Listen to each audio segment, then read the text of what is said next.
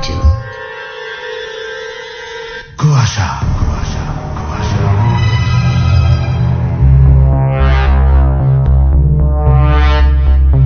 স্বাগত সবাইকে ABC radio FM 89.2 তে শুরু হয়ে গেছে কুয়াশা, আর সঙ্গে আছে শারমিন, আর আমার সঙ্গে আছে দুটো গল্প প্রতিবারের মতোই।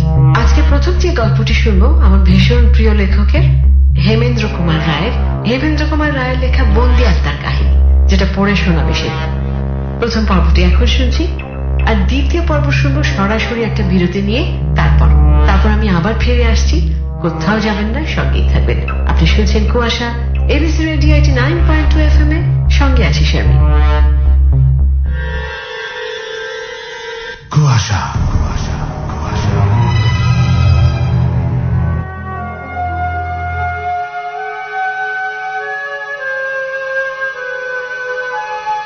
বিখ্যাত স্পিরিচুয়ালিস্ট অনন্তবাবুর বাড়িতে বসে এক সন্ধ্যায় আলাপ করছিলাম। কথা হচ্ছিল প্রেততত্ত্ব নিয়ে। আমি একজন ডাক্তার, কিঞ্চিৎ পশ্চাও যে আছে, নিজের মুখে এই কথা বললে গর্ব করা হবে না। আত্মা বলে কোনো কিছুর অস্তিত্ব যে আদৌ আছে, আমি আজ পর্যন্ত হাতে নাতে এমন প্রমাণ কখনো পাইনি। জন্ম, মৃত্যু ও দেহগত সমস্ত রহস্য একেবারে আমার নখদর্পণে, এমন অভিমান আমার পুরো মাত্রায় আছে। কিন্তু অনন্তবাবু আমার সেই অভিমানে আঘাত দিতে চান। তিনি বলেন, জন্ম মৃত্যু কথার কথা মাত্র, দেহটা সাময়িক খোলস ছাড়ার কিছু নয়। জন্মের আগে এবং মৃত্যুর পরেও আত্মা বেঁচে থাকে। খুব জোরে তর্ক চালিয়েছি। আমিও বুঝবো না, অনন্তবাবু না বুঝিয়ে ছাড়বেন না। তর্কটা যখন রীতিমতো জমে উঠেছে, হঠাৎ রাস্তায় উঠল ভীষণ গোলমাল। সচমুখে মুখ ফিরিয়ে আমরা জানালা দিয়ে বাইরে চেয়ে দেখি, পথের ওপাশের ফুটপাতের উপরে সুরেনবাবুর বাড়ির সামনে মস্ত ভিড়ের সৃষ্টি হয়েছে। আমরা সকলে ঘর থেকে বেরিয়ে দ্রুত পায়ে ঘটনাস্থলে গিয়ে হাজির হলাম। ফুটপাতের উপরে হাত পা ছড়িয়ে অজ্ঞান হয়ে পড়ে রয়েছেন সুরেনবাবু নিজে। তিনি কেবল আমাদের প্রতিবেশী নন, আমাদের দুজনেরই বিশেষ বন্ধু। ভিড়ের একজন লোক জিজ্ঞাসার উত্তরে বলল, বারান্দার উপর থেকে উড়ি পড়ে গিয়েছেন। আমরা ধরাধরি করে সুরেনবাবুকে নিয়ে তার বাড়ির ভেতরে ঢুকলুম। তারপর বৈঠকখানায় তক্তপোষের উপরে শুয়ে রেখে তাকে পরীক্ষা করতে লাগলুম। পরীক্ষার পর বুঝলাম, গতিক সুবিধের নয়। সুরেনবাবুর দেহের উপরটায় গুরুতর আঘাতের চিহ্ন নেই বটে, কিন্তু তার দেহের অবস্থা ভয়াবহ। এটা বেশ সহজেই আমি অনুমান করতে পারলাম। অনন্তবাবুকে বললাম, এর মৃত্যুর আর দেরি নেই। অনন্তবাবু বললেন, কি সর্বনাশ, তাহলে উপায়? সুরেনের স্ত্রী, ছেলে মেয়ে সবাই যে হরিদ্বারে তীর্থ করতে গিয়েছে, বাড়িতে আর দ্বিতীয় ব্যক্তি নেই। এখন তাহলে আমরা কি করব? তাদেরও তো প্রয়োজন। বললাম, আমার পরীক্ষা ভুল হতে পারে, দাঁড়ান ডাক্তার পি ঘোষকে ডাকি। ডাক্তার পি ঘোষ হচ্ছেন কলকাতার শ্রেষ্ঠ ডাক্তারদের অন্যতম। ফোনে খবর পেয়ে হাজির হলেন। সুরেনবাবুকে পরীক্ষা করে বললেন, কোনো আশা দেখতে পাচ্ছি না, মিনিট কয়েকের মধ্যেই তিনি মারা যাবেন। আমি বললাম, অনন্তবাবু, আপনার যদি ঠিকানা জানা থাকে তবে সুরেনবাবুর স্ত্রী আর ছেলে মেয়েদেরকে এক্ষুনি টেলিগ্রামে খবর দিন। ঠিকানাও জানি, টেলিগ্রামও করে দিচ্ছে, কিন্তু আপনারা বলছেন যে সুরেন এক্ষুনি মারা যাবে। হরিদ্বার এখান থেকে একদিনের পথ। সুরেনের আর কোনো আত্মীয় নেই। সমস্ত ঝুঁকি আমাদেরকে সামলাতে হবে তো। মৃতদেহ নিয়ে আমরা কি করবো বলুন তো? মিস্টার ঘোষ, দেখুন, আপনাদের চিকিৎসা বিজ্ঞান যদি একে কোনো রকমে আর দিন তিনেক বাঁচিয়ে রাখতে পারে ভালো হতো। কিন্তু তাহলে ডাক্তার ঘোষ মাথা নেড়ে বললেন, অসম্ভব। এতক্ষণে মৃত্যু ওর দেহের ভেতরে প্রবেশ করেছে। এই অসাধ্য সাধন অসম্ভব। উনি মারা পড়বেন বলে। অনন্ত অত্যন্ত উত্তেজিতের মতো একবার ঘরের এদিক থেকে ওদিক পর্যন্ত ঘুরে এলেন। তারপর হঠাৎ দাঁড়িয়ে পড়ে বললেন, মৃত্যুর পরেও কি দেহের ভেতরে আত্মার সাড়া পাওয়া অসম্ভব ডাক্তার ঘোষ? ডাক্তার ঘোষ সবিস্ময়ে বললেন, আপনি কি বলছেন? আমিও তখন হতভম্বের মতো অনন্তবাবুর মুখের দিকে তাকিয়ে রইলাম। আমার দিকে চেয়ে তিনি বললেন, আপনারা হিপনোটিজমের কথা নিশ্চয়ই জানেন, বাংলায় যাকে বলে সম্মোহন বিদ্যা বা যোগনিদ্রা। আমি বললাম, জানি, আর এও জানি যে হিপনোটিজমে আপনার দেশ জোড়া খ্যাতি আছে অনন্তবাবু, কিন্তু তার কথা এখন কেন? আমি এখন একবার সুরেনকে সম্মোহন বিদ্যায় অভিভূত করতে চাই। তাতে ফল কি হবে? সুরেনবাবুকে মৃত্যুর কবল থেকে রক্ষা পাবেন। মৃত্যুর কবল থেকে কোনো দিন কোনো মানুষই কোনো মানুষকে রক্ষা করতে পারে না, তবে যোগনিদ্রার একটা আশ্চর্য মহিমা আছে। তার দ্বারা নিশ্চয়ই একটা কিছু ফল পাওয়া যাবে, তাতে কোনো সন্দেহ নেই। সেটা যে কি তা অবশ্য বলতে পারছি না, তবে না থাক, আর কথা বলবার সময় নেই।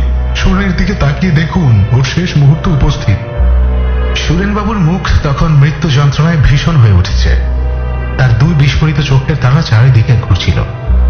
অনন্তবাবু তাড়াতাড়ি এগিয়ে গিয়ে সামনের দিকে ঝুঁকে পড়ে সুরেনবাবুর দেহের উপরে বিশেষ কৌশলে হস্তচালনা করতে লাগলেন। ডক্টর ঘোষ গম্ভীর মুখে বসে রইলেন, তার চোখে নিদারুণ অবিশ্বাসের ছায়া। কি আর করি, আমি অবাক হয়ে অনন্তবাবুর কাণ্ড কারখানা দেখতে লাগলাম। কয়েক মুহূর্ত পরে তেমনি ভাবে হস্তচালনা করতে করতেই অনন্তবাবু দৃঢ় স্বরে বারংবার ডাকতে লাগলেন, সুরেন, সুরেন, এই সুরেন। প্রথমটা সুরেনবাবুর কোন রকম ভাবান্তর হতেই দেখা গেল না।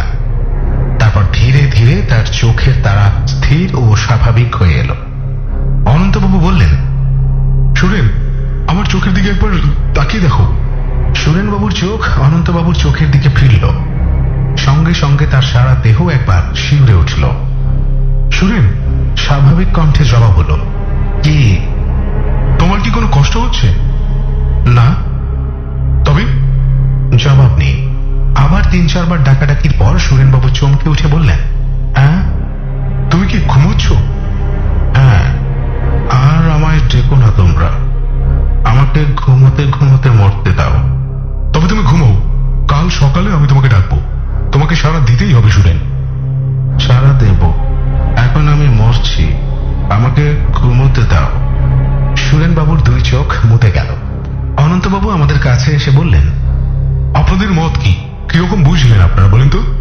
ডক্টর ঘোষ বললেন, আপনি কি ভাবছেন কাল সকালে ওর সাড়া পাওয়া যাবে?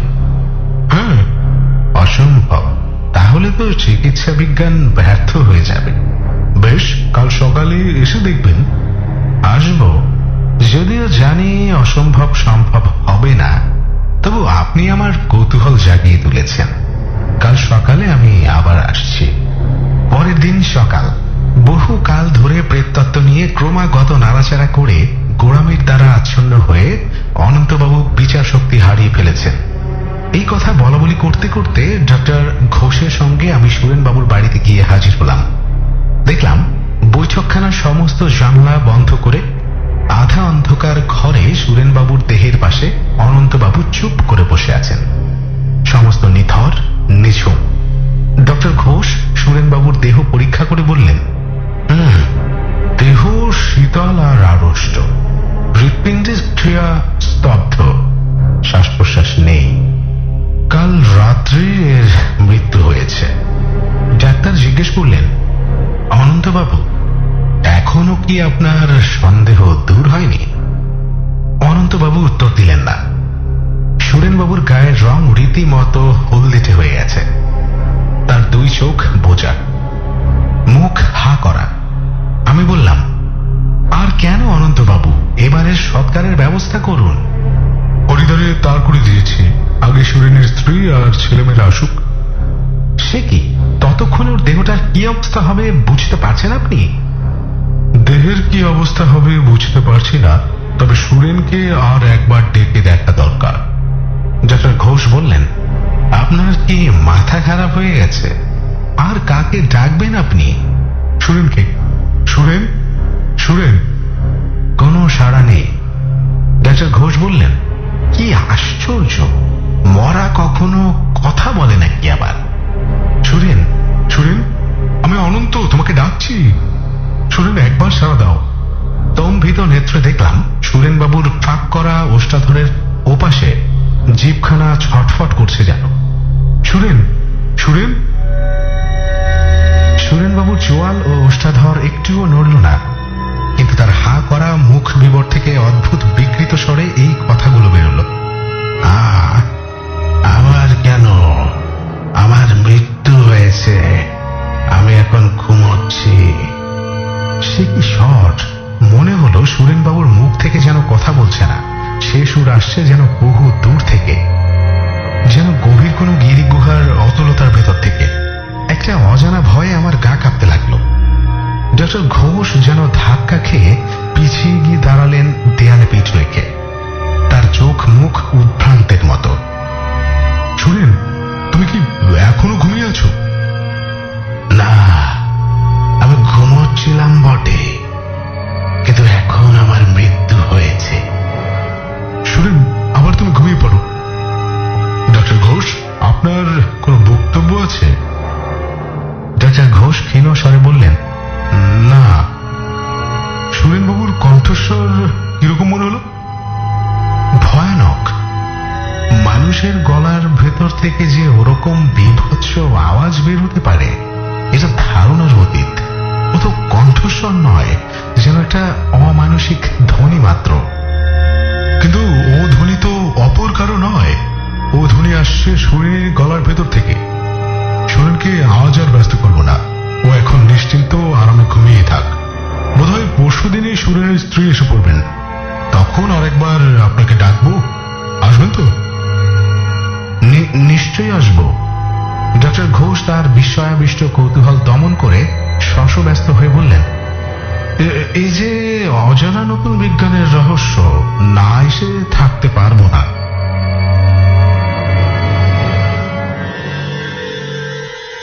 কুয়াশা, কুয়াশা, কুয়াশা। সব বাজার দিয়েছেন? জি আপা। কই গরু দুধ তো দেননি। এই যে এইটা নিয়ে যান আপা, খুব ভালো। না না, এটা না, আমাকে সবচেয়ে সেরাটা দিন। আপা, সব কোম্পানি তো নিজেরা সেরা বলে। তা বলে, কিন্তু একটা ব্র্যান্ড যাকে আমরা মায়েরা সেরা বলি, সেই ব্র্যান্ডটি হচ্ছে ডানো, যেটি এবার নিয়ে পরপর দুবার সারা বাংলাদেশের কনজিউমারদের রায়ে সেরা গুঁড়ো দুধ ব্র্যান্ড নির্বাচিত হয়েছে। অ্যাওয়ার্ড তো আর এমনি এমনি আসে না, বুঝেছেন? তাই নাকি? ওই আপারে এক প্যাকেট ডানো দে। আপা ঠিকই বলছে, অ্যাওয়ার্ড তো আর এমনি এমনি আসে না। Good luck topper ball pen এর 0.6 mm টিসি বল দেয় স্মুথ রাইটিং এর দারুণ এক্সপেরিয়েন্স। এখন লেখা মানেই fun. Good luck, creating success. Excuse me আপা, আমি কোম্পানি থেকে এসেছি। আপনি কি আমাদের গুঁড়ো দুধটা ট্রাই করেছেন? না। আজকেই করে দেখুন, সাথে দারুণ গিফটও আছে। না না, গিফট না, আমার দরকার সেরা গুঁড়ো দুধ। আপা, আমাদেরটাই তো সেরা। সবাই তো নিজেকে সেরা বলে, কিন্তু একটা ব্র্যান্ড যাকে আমরা মায়েরা সেরা বলি, সেই ব্র্যান্ডটি হচ্ছে ডানো, যেটি এবার নিয়ে পরপর দুবার সারা বাংলাদেশের কনজিউমারদের রায়ে সেরা গুঁড়ো দুধ ব্র্যান্ড নির্বাচিত হয়েছে। অ্যাওয়ার্ড তো আর এমনি এমনি আসে না, বুঝেছেন? বুঝেছি, অ্যাওয়ার্ড তো আর এমনি এমনি আসে না।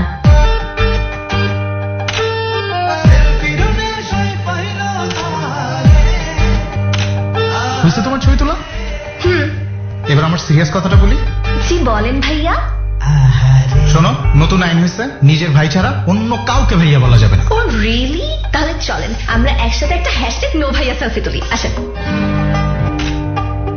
হ্যাঁ করো তো।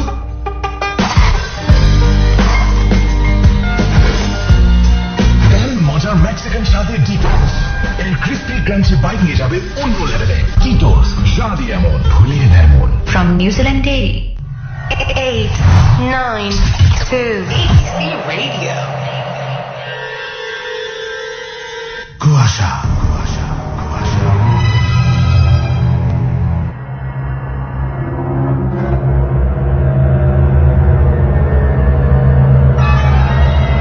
আজ অনন্তবাবুর আহ্বানে আবার সুরেনবাবুর বাড়িতে চলেছি আমরা দুজন। সন্তানদের নিয়ে সুরেনবাবুর স্ত্রী কলকাতায় এসে পৌঁছেছেন। তার নাম হৈমবতী। ক্রন্দনধ্বনি শুনতে শুনতে সুরেনবাবুর বৈঠকখানার ভেতরে গিয়ে ঢুকলাম। সুরেনবাবুর আড়ষ্ট দেহ ঘিরে বসে আছেন হৈমবতী, তার 2 ছেলে আর 1 মেয়ে। সকলের চোখে জল, কণ্ঠে আর্তনাদ। অনন্তবাবু বসে আছেন মৃতদেহের ডান পাশে।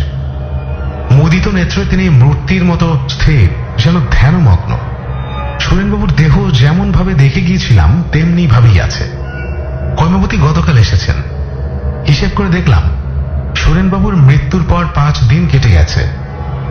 একে গ্রীষ্মকাল, তারপর এবছর আবার অতিরিক্ত গরম। কিন্তু আশ্চর্য ব্যাপার এই যে সুরেনবাবুর গায়ের রং হলদে এবং দেহ মৃত্যু শীতল ও কাঠ আড়ষ্ট হয়ে গেলেও একটুও পচেনি বা ফুলে ওঠেনি। অনন্তবাবু চোখ খুলে বললেন, এই যে আপনারা এসেছেন।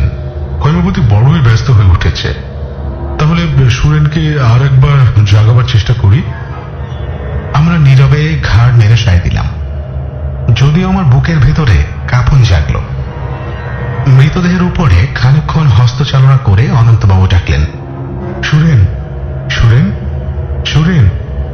প্রায় 10-12 বার নাম ধরে ডাকার পর মৃতদেহের আড়ষ্ট হা করা মুখের ভেতরে জিভখানা হয়ে উঠল আবার সেই রকম ভয়াবহ রূপে চঞ্চল। হৈমবতী স্বামীর বুকের উপরে ঝাঁপিয়ে পড়লেন আর্তনাদ করে। ছেলে মেয়েরাও বাবা বাবা বলে চেঁচিয়ে কেঁদে উঠল। অনন্তবাবু বললেন, কথা বলো সুরেন, কথা বলো। আবার শোনা গেল সেই বর্ণনাতীত ভয়ঙ্কর কণ্ঠস্বর, যা আসছে যেন বাড়ির বাইরে পৃথিবীর অতল পাতালের ভেতর থেকে। আবার কেন ডাকাডাকি? বলেছি তো আমি বেঁচে নেই। হৈমবতী বললেন, এই তো তুমি বেঁচে আছো, এই তো তুমি কথা বলছো, একবার চোখ মেলে তাকিয়ে দেখো, আমরা সবাই এসেছি। অনন্তবাবু বললেন, স্থির হও, তুমি শান্ত হও। সুরেন এখন আমি ছাড়া আর কারোর কথার জবাব দেবে না। সুরেন, হৈম তোমাকে ডাকছে। মৃতদেহ বলল, ডেকে লাভ নেই, আমার মৃত্যু হয়েছে। তোমার যদি মৃত্যু হয়ে থাকে তবে তুমি কথা বলছো কেমন করে? আমি এখন আমার মৃতদেহের ভেতর বন্দী হয়ে আছি। বন্দী কেন? তুমি যেতে দিচ্ছ না বলে। অনন্তবাবু এতক্ষণ সমানে হস্তচালনা করছিলেন। এই ব্যাপারে তিনি যে তার সমস্ত ইচ্ছা শক্তিকে প্রবলভাবে নিযুক্ত করেছেন সেটা বোঝা যায় তার চেহারা দেখে। তার কপালের উপরে শিরাগুলো এবং কণ্ঠের উপরে মাংসপেশিগুলো দ্বিগুণ ফুলে উঠে এবং মুখের রং রাঙা টকটকে হয়ে উঠেছে। হঠাৎ তিনি হস্তচালনা বন্ধ করে খানিকক্ষণ নীরবে অত্যন্ত হাঁপালেন। তারপর ফিরে বললেন, হৈম, আর কেন? তোমার জন্যই সুরেনকে যোগনিদ্রা আচ্ছন্ন করে রেখেছিলাম। এবার ওর ঘুম ভাঙাই, ওর আত্মাকে মুক্তি দেই। তোমরা মৃতদেহের সৎকারের ব্যবস্থা করো। হৈমবতী এমন তীব্রস্বরে চেঁচিয়ে কেঁদে উঠলেন যে আমাদের কান যেন ফেটে গেল। তারপর তিনি মাটির উপরে আছড়ে পড়লেন। উনি বললেন, অনন্তবাবু, আমাকে দয়া করুন। উনি এ অবস্থাতে থাকলেও আমার সুখ। মনে করব আমি বিধবা হইনি। অনন্তবাবুর মুখে ফুটে উঠল একসঙ্গে ব্যথা, দয়া ও মমতার ভাব। অল্পক্ষণ চুপ করে থেকে তিনি বললেন, বেশ, তাই হোক, আরো কিছুদিন এইভাবেই থাক। তুমি শান্ত হও, সংযত হও, তারপর আমার যা করবার করব। মনে রেখো, আমি হচ্ছে তুচ্ছ মানুষ, মৃত্যু হচ্ছে ভগবানের ইচ্ছা। তাকে বাধা দেবার চেষ্টা করলে আমারও সর্বনাশ হবে, আমিও বাঁচব না। অনন্তবাবু উঠে দাঁড়ালেন। এতক্ষণ আমরা ছিলাম দুঃস্বপ্নে অভিভূতের মতো অসাড় হয়ে। অনন্তবাবু উঠে দাঁড়াতে সার হলো আমাদের। ডক্টর ঘোষ বললেন, আমি আরো সহ্য করতে পারছি না, আমার প্রাণ মন হাঁপিয়ে উঠছে। আমিও বললাম, আমারও, বাইরে বেরোতে পারলেই বাঁচি। অনন্তবাবু হাঁপাতে হাঁপাতে বললেন, আমারও এই ইচ্ছে, চলুন আমরা বাড়ি যাই। তারপর কেটে গেছে 2 মাস। সুরেনবাবুর দেহ পড়ে আছে বৈঠকখানার তক্তপোষে। তাতে এখনো পচন ধরেনি। ইতিমধ্যে এই অদ্ভুত খবর শুনে দলে দলে বাইরের লোক এবং খবরের কাগজের সংবাদদাতারা সুরেনবাবুর বাড়িতে আনাগোনা শুরু করে দিয়েছিল। অনন্তবাবু খাপ্পা হয়ে উঠেছিলেন। বাইরের লোকেরা আর ভেতরে ঢুকতে পায় না। খবরটা রটে গিয়েছিল দিকে দিকে। চারিদিকে বিষম উত্তেজনার সৃষ্টি হয়েছে। কেবল বাঙালি নয়, ইংরেজ এবং আরো নানা জাতীয় লোকও কৌতূহলী হয়ে আবেদন জানাচ্ছে সুরেনবাবুর দেহ পরিদর্শনের জন্য। আবেদনকারীদের মধ্যে ছিল বহু বিখ্যাত নাম। একদিন অনন্তবাবুর জরুরি ডাক এলো। তার বাড়ির কাছে গিয়ে দাঁড়াতেই শুনলাম সুরেনবাবুর বাড়ির ভেতর থেকে কান্নার আওয়াজ। অনন্তবাবুর বৈঠকখানায় ঢুকে দেখি একখানা চেয়ারের উপরে বসে আছেন ডক্টর ঘোষ। অনন্তবাবু ঘরময় ঘুরে বেড়াচ্ছেন। তার ভাবভঙ্গি ক্রুদ্ধ, বিরক্ত। আমাকে দেখে তিনি বললেন, কান্না শুনতে পাচ্ছেন? হ্যাঁ, ব্যাপার কি?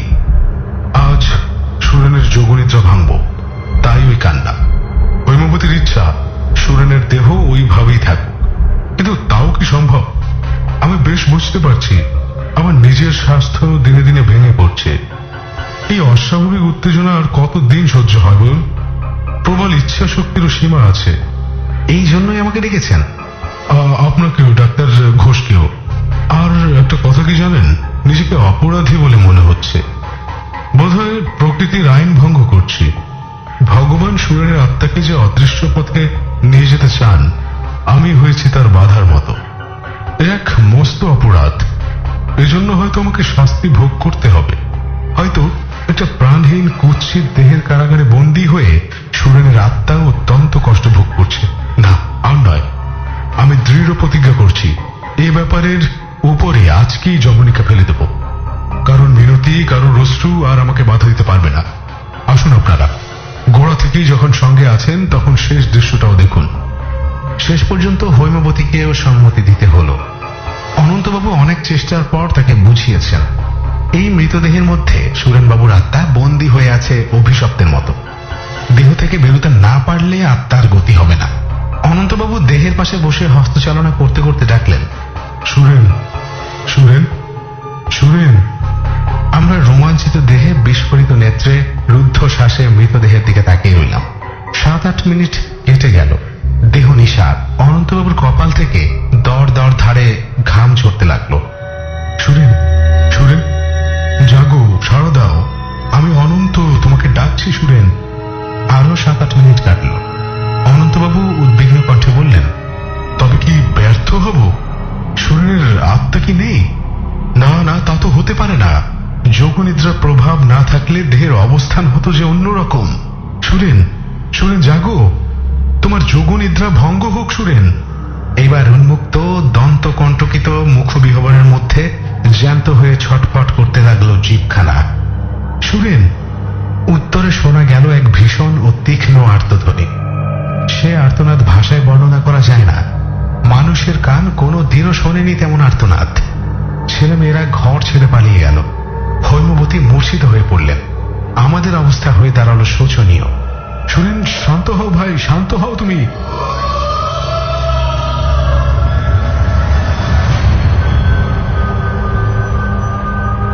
শান্ত হব? তোমরা জানো না এই দেহের নরকের কি দুঃসহ যন্ত্রণা। নিশিদিন কাঁদছি আর ছটফট করছি।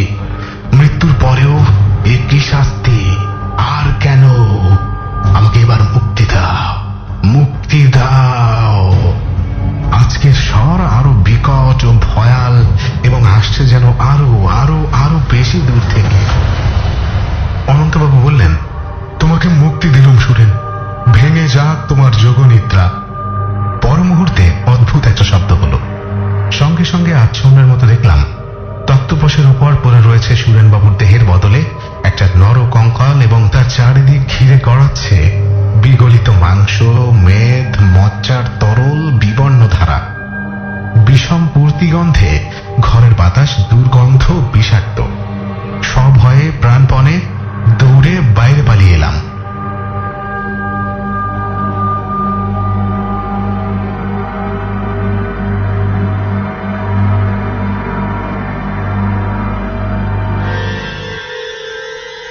কুয়াশা, কুয়াশা, কুয়াশা।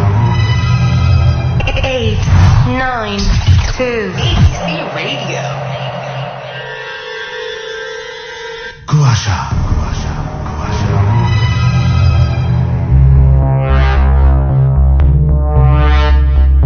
শেষ হয়ে গেল এতক্ষণ ধরে যে অদ্ভুত গল্পটি শুনছিলেন। আজকের গল্পের নাম ছিল বন্দি আত্মার কাহিনী। লেখক হেমেন্দ্র কুমার রায় আর পড়ে শোনালো সেতু। আজ চলছে কুয়াশা এবিসি রেডিও 89.2 FM এ। আর সাথে তো শারমিন আছি। চলে যাব আমাদের দ্বিতীয় গল্পে। আজকের দ্বিতীয় গল্পের নাম এখন বলবো না, প্রতিবারের মতন একেবারে শেষে জানবেন। তবে গল্প যিনি লিখেছেন তার নামটি জানিয়ে দিচ্ছি। আজকে মাকসুদা রহমান মেঘনার লেখা গল্প শুনবো আমরা। আসুন তাহলে গল্পের প্রথম পর্ব শুনি, তারপর আবারও ফিরে আসছি, তখন কথা হবে। আর আপনি আছেন কুয়াশায় এবিসি রেডিও 89.2 FM এ। কুয়াশা, কুয়াশা, কুয়াশা।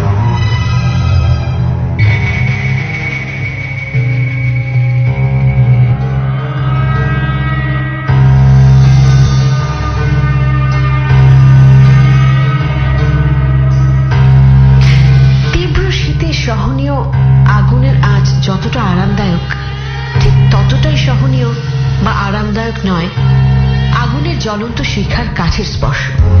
সত্যি কি আশ্চর্য রকম রহস্যময়তা, তাই না? সেজন্য প্রায়শই শোনা যায় আমাদের আশেপাশে যা কিছু রহস্যময়তা তা থাক না ওদের মতো, ওদেরকে নিয়ে বাড়াবাড়ি না করলে কি নয়।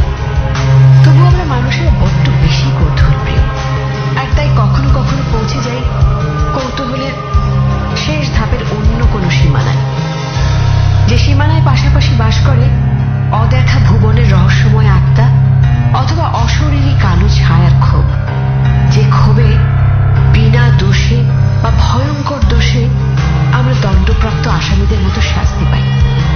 চলুন তাহলে এবার গল্পে যাই। এইবারই প্রথম লিজা সাব্বিরের সঙ্গে বাড়ি দেখতে যায়নি। অবশ্য যায়নি বললে ভুল হবে, যেতে পারিনি, কারণ লিজার মাস্টার্সের ফাইনাল পরীক্ষা চলছিল। সংসার প্লাস পড়াশোনা নিয়ে বেচারের এমনিতেই নাজেহাল অবস্থা।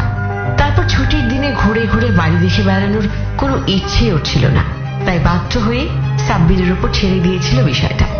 লিজা অনেকবার লক্ষ্য করেছে ঝামেলারা যখন আসে তখন একসঙ্গে দল বেঁধে আসে, তা নাহলে দিব্যিত ছিল এই মাসেই বাসা পাল্টাতে হবে, আর এই মাসেই সাব্বিরের অফিস জোন চেঞ্জ করতে হবে, ওর পরীক্ষার মধ্যে সব হতে হবে। সাব্বির একজন ব্যাংকার, মতিঝিল ব্রাঞ্চ থেকে ওকে বেগম রোকেয়া সরণি ব্রাঞ্চে শিফট করা হয়েছে, কাজে মতিঝিলের বাসাটা পাল্টানো ছাড়া আর কোনো উপায় নেই। তাও না হয় 1-2 মাস মতিঝিল থেকে অফিস করা যেত, কিন্তু বাড়িওয়ালার 3 ছেলে একসঙ্গে সপরিবারে কানাডা থেকে দেশে আসছে, তাই লিজাদের দোতলায় এই ফ্ল্যাটটা খালি করতেই হবে। টুকটাক কিছু কাজ করাবে, রং করাবে, ইত্যাদি ইত্যাদি, 7-17। মোট কথা এই হচ্ছে লিসার দল বেঁধে আসা ঝামেলার গল্প। তবে আসার কথা হচ্ছে সাব্বির খুবই ভালো একটা বাসা পেয়েছে উত্তর কাফরুলে। মেইন রোড থেকে সামান্য ভেতরে হলেও রিক্সা করে মেইন রোডে আসতে মিনিট 10 সময় লাগে। মেইন রোডে এসে 10-12 কদম হাঁটলেই ব্যাংকের শাখা। বাড়িটা নাকি দারুণ। সাব্বির বারবার বলছে চোখ বন্ধ করে লিসার বাসা পছন্দ হবে। রুমগুলো সব বিশাল বিশাল, টানা লম্বা বারান্দা, বাথরুমগুলো বড় বড়, শুধু রান্নাঘরটা একটু ছোট, আর রান্নাঘরে কোনো ক্যাবিনেট নেই। তাতে সমস্যা হবে না, ওরা তো মাত্র 2 জন মোটে মানুষ। রান্নাঘরটা ছোট হলেও রান্নাঘরের পেছনের দিকটা একটা বেশ বড় সড়ো বারান্দা আছে, তবে বারান্দার দরজা সবসময় বন্ধ থাকে, কারণ এই পাশের বিল্ডিং এ ব্যাটারির কারখানা ভাড়া দেয়া। ওহো, বাড়ির নামটাই তো বলা হয়নি, গাংচিল। কাঠখুট্টা এই ইট কাঠের শহরে বাড়ির নাম গাংচিল। তার কারণটা বোঝা গেল তখন যখন সাব্বির জানলো বাড়ির মালিক একজন মেরিন ইঞ্জিনিয়ার। 6 মাস ডাঙায় থাকলেও বাকি 6 মাস তিনি থাকে অথই জলরাশির মহাসমুদ্রে, আর সেখানে গাংচিলদের সাথে তার দেখা হয় প্রতিদিন। সেজন্যই বোধহয় ভদ্রলোক ডাঙায় বাস করেও গাংচিলদের মাথা থেকে বের করতে পারেননি। বাড়ির নাম যাই হোক না কেন, বাড়িটা সত্যিই সুন্দর, কিন্তু সমস্যা হচ্ছে বাড়িওয়ালিকে নিয়ে। উনি একটু কেমন যান, বেশি গায়ে পড়ার স্বভাবের। লিজার খুব বিরক্ত লাগে। এসেছো? বারান্দা দিয়ে আবার তোমাকে আন্টি দেখেনি তো আসতে? না, দেখেনি। আর দেখলেই বা কি, উনি তো জানেন আমি এই সময় বাসায় ফিরি। উফ, আর বলো না, বিরক্তিকর একটা মহিলা, সারাদিন আমাকে ডিস্টার্ব করে। এই মহিলার অত্যাচারে মনে হচ্ছে বাসাটাই ছেড়ে দিতে হবে। এত অল্পতে এত কিছু ভাবো কেন বলো তো? তুমি ওনাকে টেকনিক্যালি অ্যাভয়েড করবে। শোনো, কিছু মানুষ আছে যাদের অ্যাভয়েড করাটা অনেক কঠিন, আর তুমি তো সারাদিন বাসায় থাকো না, তাই বুঝতেও পারবে না। কই, ছুটির দিন তো উনি তেমন আসেন না। থাক না, বোঝো না, ওনার কোনো মেয়ে নেই, হাজবেন্ডও কাছে থাকে না, ছেলে দুটো হোস্টেলে, তাই সময় কাটানোর জন্য তোমার কাছে আসে আর কি। পজিটিভলি ভাবো, তাহলেই দেখবে বিরক্তিটা কমে যাচ্ছে। আমি এত পজিটিভলি নিতে পারবো না। আমার কি কোনো প্রাইভেসি নেই? তুমি না আমার কোনো কথাই শুনো না। ওই ভদ্র মহিলাকে এত পাত্তা দিয়েছি যে এখন উনি একেবারে মাথার উপর উঠে গেছে। এত বেশি কিউরিয়াসিটি মহিলার, কি আর বলবো। হুটহাট আমার বেডরুমে ঢুকে পড়ে, কি যে আজে বাজে বলে না বলে কোনো ঠিক নেই। এই 3 মাসে আমার একদম হাড় জ্বালিয়ে ফেলেছে। তুমি তো মনে হচ্ছে ঝগড়া করছো। আর আমারও কপাল দেখো, সে আবার উঠেছি ওনার পাশের ফ্ল্যাটটায়, দরজাটা খুলে চলে আসতে পারে। বাদ দাও না, কড়া করে 1 কাপ চা দাও। 1 কাপ চা আর সঙ্গে টাটা কি হবে? ওই এলো বোধহয় তোমার আন্টি। যাও, দরজা খুলো, গিয়ে আমাকে উদ্ধার করো। আর শোনো, বেশি কথা বলবে না, বলে দিচ্ছি কিন্তু। আসুন আন্টি, ভেতরে আসুন। না না, এখন আর আসবো না। এই নাও, তোমরা দুজনে খেও। চিকেন ফ্রাই বানিয়েছি। লিজা কই? Thanks aunty. লিজা লিজা ও রান্না করে নাকি? বাথরুমে বোধহয়। আপনি আসুন না, চা খেয়ে যান। আর রোজ রোজ এভাবে নাস্তা নিয়ে আসেন কেন বলুন তো? রোজ রোজ আর পারি কই, আমার তো বাসা খালি, তাই একা একা খেতে ভালো লাগে না কিছু। এজন্যই তোমাদের কাছে আসি। আর আমি তোমাদের খুব পছন্দ করি বাবা।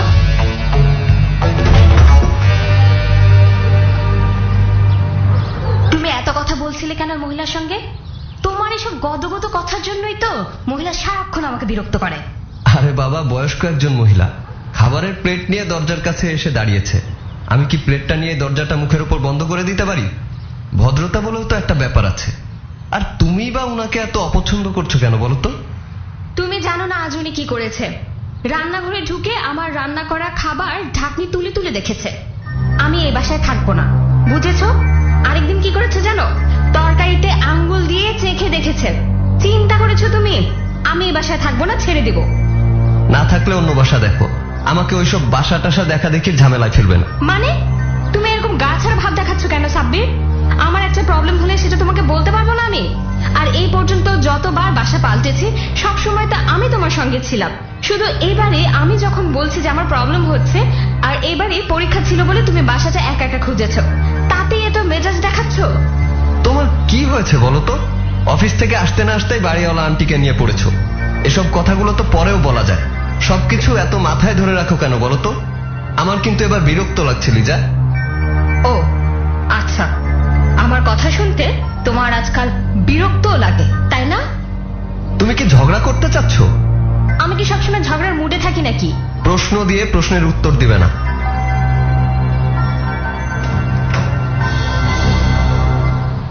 এই লিজা, দেখো তো, আমি চিকেন ফ্রাই দিলাম অথচ সস দিতেই ভুলে গেছি। এই নাও। আন্টি সস আছে, লাগবে না। আরে এই মেয়ে, এই সসটা খেয়ে দেখো, আমি বানিয়েছি। গত বছর 40 কেজি টমেটোর সস করেছিলাম, সবাইকে দিলাম। তোমাকেও 1 বোতল দেব। কাচের বোতল আছে তোমার? আমার আবার কোনো কাচের বোতল ফাঁকা নেই। ঘরে বানানো সস টস প্লাস্টিকের বোতলের চেয়ে কাচের বোতলে রাখলে ভালো। কাঁচের বোতল আছে হয়তো, আমি দেখবো পরে। ওহো, মধুর একটা বয়াম খালি হবে, 1 চামচ মধু আছে। দাঁড়াও, কালই ওটাতে করে তোমাকে সস দিয়ে যাব। তবে মধুর বয়ামের মুখটা আবার বেশি বড় হয়ে যায় তাই না? আপনি সস নিয়ে এত অস্থির হচ্ছেন কেন? এখন মার্কেটে গেলে তো অনেক ভালো ভালো ব্র্যান্ডের সস পাওয়া যায়। যতই ভালো হোক, চোখে তো দেখো না। তোমাকে বরং আমি সস বানানোটা শিখিয়ে দেব। দেখো না, গলির মোড়ে মোড়ে আজকাল ভাপা পিঠা বানায়, কিন্তু বাড়ির পিঠার স্বাদ কি পাও? আমার দাদির হাতের পিঠা যে কি জিনিস তা বলে বোঝানো যাবে না। নিশ্চয়ই আপনিও খুব ভালো পিঠা বানান তাই না আন্টি? তা পারি একটু একটু। কোনো কাজ দেখে আমি ভয় পাই না। তা তোমার সোফার খবর কি সাব্বির? কবে দেবে? এত বড় ড্রয়িং রুম ফাঁকা পড়ে আছে, দেখতে তো ভালো লাগে না। এই তো আন্টি, দেখি সামনের সপ্তাহে নিয়ে আসবো, তেমনই তো বললো ওরা। প্রথমে ভেবেছিলাম যে 2টা রেক্সিন নষ্ট হয়েছে শুধু ওই 2টা পাল্টে নেব, পরে ভাবলাম পুরোটাই পাল্টে নিই, তাই সময়টা একটু বেশি লাগছে। আসলে এখনকার ওইসব পালিশ টালিশ যাই বলো না কেন, ওসব চোখের ধাঁধা। সেগুন কাঠের উপরে আর কোনো ফার্নিচার হয় না। জি জি আন্টি, ঠিক বলেছেন। সেগুন কাঠ তো লাইফ গ্যারান্টি। বেশ ভালোই চলছে লিজা আর সাব্বিরের গোছানো সংসার। সমুদ্রের লোনা জলহীন পরিবেশে দাঁড়িয়ে থাকা গাংচিল নামের বাড়িটার সবই ভালো। শুধু ওই ভদ্রমহিলার অতিমাত্রায় ব্যক্তিগত প্রশ্নের আর নাক গলানোর বিষয়টা যদি একটু সহনীয় হতো তবে শোনায় সোহারা হতো। আর এখন লিজা মনোযোগ দিয়ে বাড়িওয়ালির সব কথা, উপদেশ আর জ্ঞান বাক্য তেমন শোনে না, শুধু তাকিয়ে থাকে আর হুহা করে। কলিং বেল শুনে কোনো একটা কাজ নিয়ে খুব ব্যস্ততা দেখায়। আগেই বলেছি এবারে সবই ভালো, শুধু রান্নাঘরটা ছোট, আর রান্নাঘরে গুমোট একটা গরম। গত কয়েকদিন যেমন ভীষণ গরম পড়েছে। রান্নাঘরের বারান্দার দরজাটাও এমন ভাবে বন্ধ করা যে বাতাস পাস করারও উপায় নেই। দরজার 3টা ছিটকিনি, মাঝের ছিটকিনিতে ছোট একটা তালা লাগানো। সাব্বিরকে নাকি আন্টি বলেছে ওই তালা খোলা যাবে না। সাব্বিরের আর কি, ও তো আর এই গরমে রান্না করে না এই খুঁজছে রান্নাঘরে। আজ দুপুরে বিরক্ত হয়ে লিজা বারান্দার দরজাটা খুলে ফেলল। ওইটুকু ছোট্ট তালা ভাঙতে তেমন কোনো বেগ পেতে হয়নি। ওই মহিলা কি দেখবে নাকি? আর ব্যাটারির কারখানার পাশে তাতে কি? দরজা খুলে তার মহাভারত শুরু হয়ে যাবে না? বারান্দা দিয়ে একটু বাতাস তো চলাচল করবে। তবে এটা ঠিক, একদম বারান্দার সঙ্গে লাগোয়া ওই পাশের বিল্ডিংটা সিটি কর্পোরেশন কিভাবে পারমিশন দিল কে জানে। এইভাবে কেউ নিয়ম না মেনে বিল্ডিং তৈরি করে? সে যাক, এবার একটু স্বস্তি। বেশ হাওয়া খেলছে বারান্দার দরজাটা দিয়ে। বেশ অনেকখানি বড় বারান্দা, অনেক কিছু রাখাও যাবে। সাব্বিরকে নাকি আন্টি বলেছিল দরজা খুললে অ্যাসিডের ঝাঁঝালো গন্ধ আর খুব শব্দ আসে। কই, তেমন তো শব্দ হচ্ছে না। লিজা ঠিক করেছে রান্না করা শেষ হলে দরজাটা আবার বন্ধ করে দেবে, আর তালাটাও কায়দা করে আটকে রাখবে। আর কেউ তো খুঁটিয়ে খুঁটিয়ে অনুবীক্ষণ যন্ত্র দিয়ে ওই বারান্দার তালা দেখতে আসবে? আন্টি জানবেই না। তাহলেই তো ঝামেলা শেষ। রান্না করতে করতে যদি কখনো আন্টি চলে আসে তাহলে এদিকটা আসার সুযোগই দেবে না। ব্যাস, মনে মনে লিজা খুশি। হঠাৎ বারান্দার দরজায় নক করার শব্দ।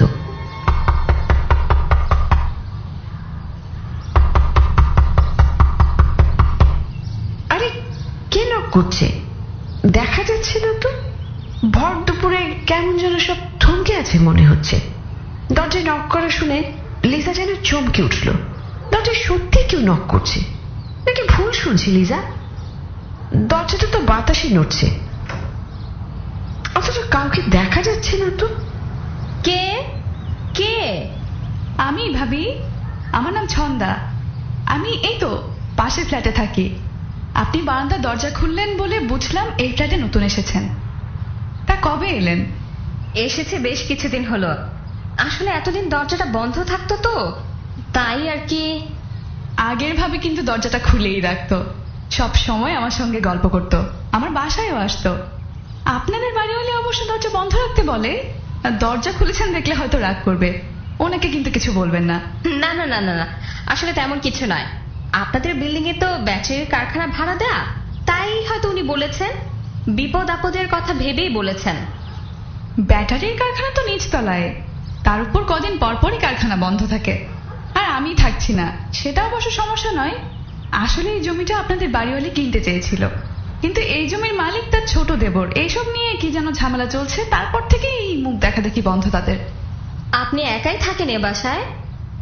না, আমার একটা মেয়েও আছে। আর দেখছেনই তো, ভরা পেট। আপনার ছেলে মেয়ে নেই? না, এখনো টোনাটুনেই আছি। দরজাটা বন্ধ করে দিন। আর আমার সঙ্গে কথা হয়েছে, কাউকে বলবেন না যেন। কেন? না না, বিপদ হবে আপনার।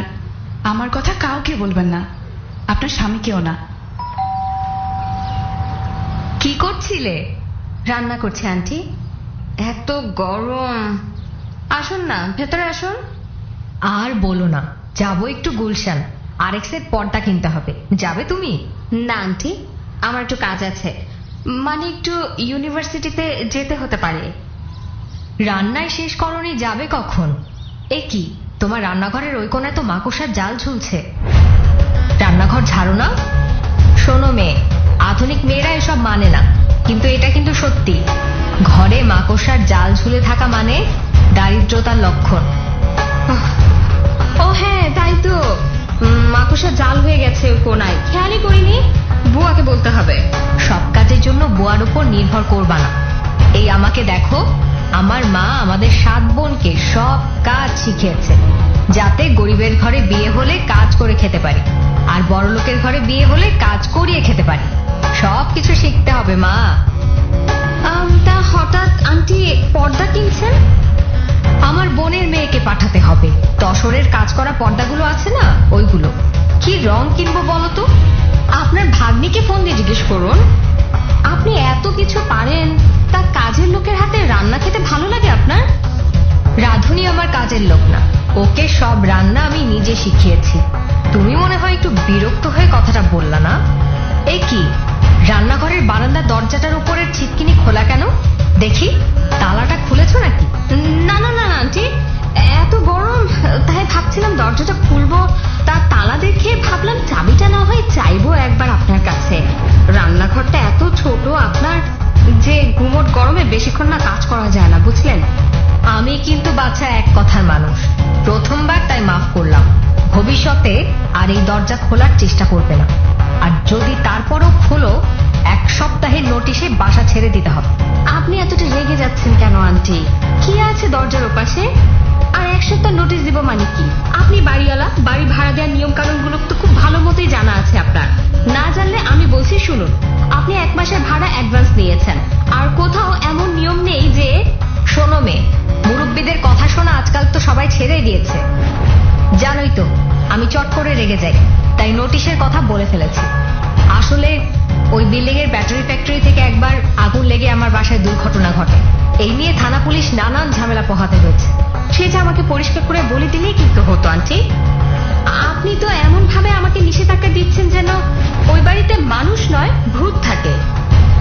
তোমার আঙ্কেল থাকে না, জানোই তো। এত বড় একটা বাড়ি আমি একা মহিলা হয়ে সামলাচ্ছি।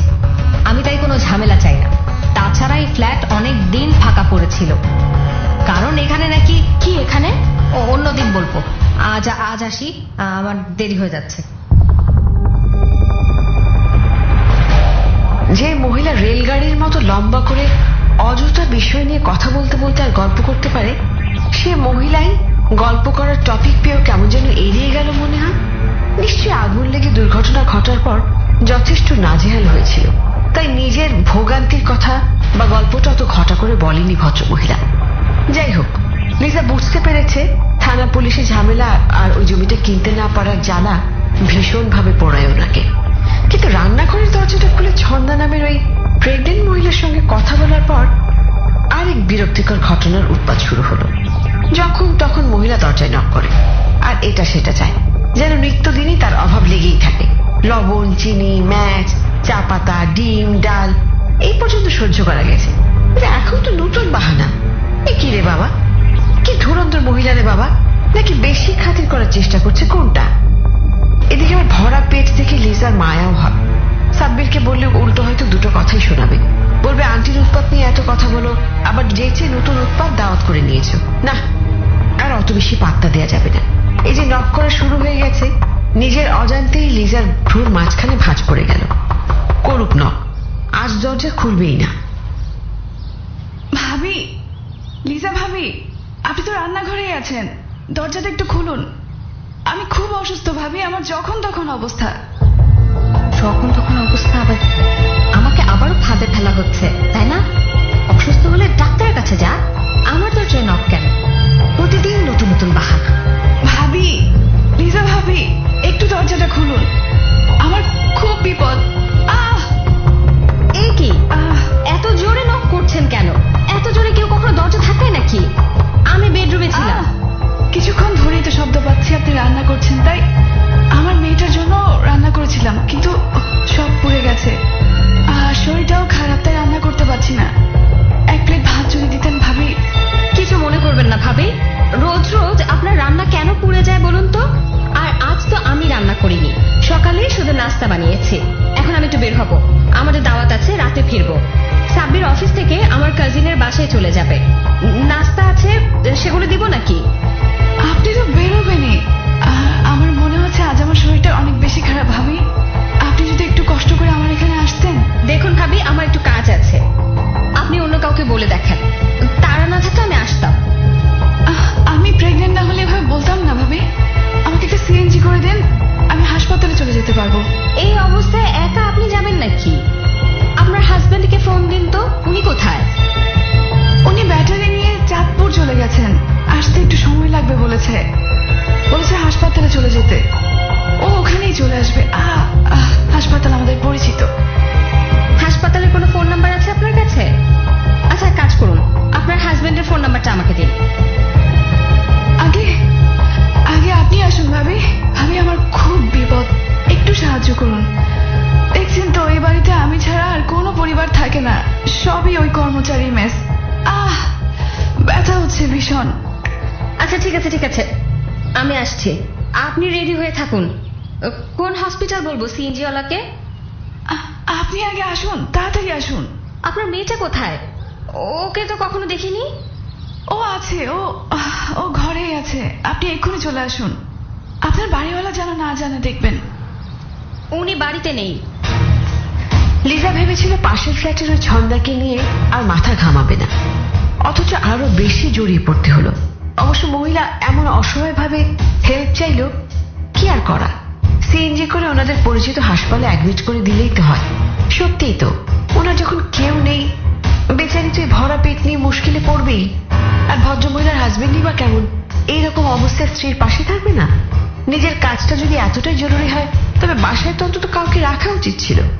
যদি লিজার সঙ্গে পরিচয় না থাকতো তাহলে আজ কি করতো উনি? সে যাক, সমস্যা থাকলে তার সমাধানও নিশ্চয়ই আছে। অত ভেবে আর এখন কাজ নেই। লিজা বেরিয়ে পড়ল দ্রুত। এই ভর দুপুরে যেন মনে হচ্ছে রাস্তাঘাট একেবারে নীরব। এই বাড়ির গেট থেকে বেরিয়ে ডান দিকে ঘুরে পেছনের সরুগুলিতে ওই ব্যাটারির ফ্যাক্টরি বিল্ডিংটা। এদিকটা লিজার কখনো আসা হয়নি। দেখে মনে হচ্ছে গলিটা অল্প কিছু দূর গিয়ে শেষ হয়েছে বোধহয়। আর কোনো বাড়িঘরও নেই। ওইটুকু জমি গাংচিল বাড়ির সঙ্গে যোগ করা গেলে বাড়িটার স্ত্রী সত্যি আরো বাড়ত। গেটটাও বেশ ধুলো পড়া আর রংচটা, তবে কোনো শব্দ পাওয়া যাচ্ছে না, এমনকি অ্যাসিডের গন্ধও না। শুধু কেমন একটা পোড়া পোড়া গন্ধ আসছে। নিশ্চয়ই ব্যাটারি তৈরির কোনো কাজ চলছে। লিজার এবার মনে হচ্ছে এখানে এই ফ্যাক্টরিটা থাকা খুবই বিপজ্জনক। আশ্চর্য, এলাকার লোকজনও কোনো কমপ্লেন করেনি। শুনশান এই মধ্য দুপুরের নির্জনতায় যখনই লিজা গেটটা খোলার চেষ্টা করছিল, হঠাৎ একটা পুরুষ কণ্ঠে চমকে পেছনে তাকালো। কি করতেছেন আপা? এই বাড়িতে কেউ থাকে না তো? মানে এইটা না একটা ব্যাটারির কারখানা? কারখানা বন্ধ, গেটও বন্ধ থাকে, এই বাড়িতে ঢুকে না কেউ। আপনি ভর দুপুরে এখানে কেন আইছেন? এই বাড়ির দোতলায় একজন প্রেগনেন্ট মহিলা, মানে মহিলার বাচ্চা হবে, কেউ নেই বাসায়, তাই আমি আর কি। এই বাড়িতে আমার জানা মতো কেউ থাকে না, ভুল ঠিকানায় আইছেন আপা। না না না না, যিনি আসতে বলেছেন তাকে আমি চিনি। এই বাড়িতে তাইলে লোকজন থাকা শুরু করছে। ও হইতে পারে, আমিও তো মেলাদিন বাদে এদিকে আইলাম। কিন্তু সাবধান আফা, এই বাড়িটা কিন্তু সুবিধার না, মানুষ নানান কথা কয়। কি যে বাজে বকছেন আপনি, জানতো যেটা এসে আমাকে ভয় দেখানোর প্রয়োজন নেই। আমি ভয়টা খুব একটা পাই না। মানে মানুষের উপকার আজকাল না করাটাই ভালো। সবাই সোজা না বুঝা উল্টাটা বুঝবো, আমার কি ঠেকা ভাই।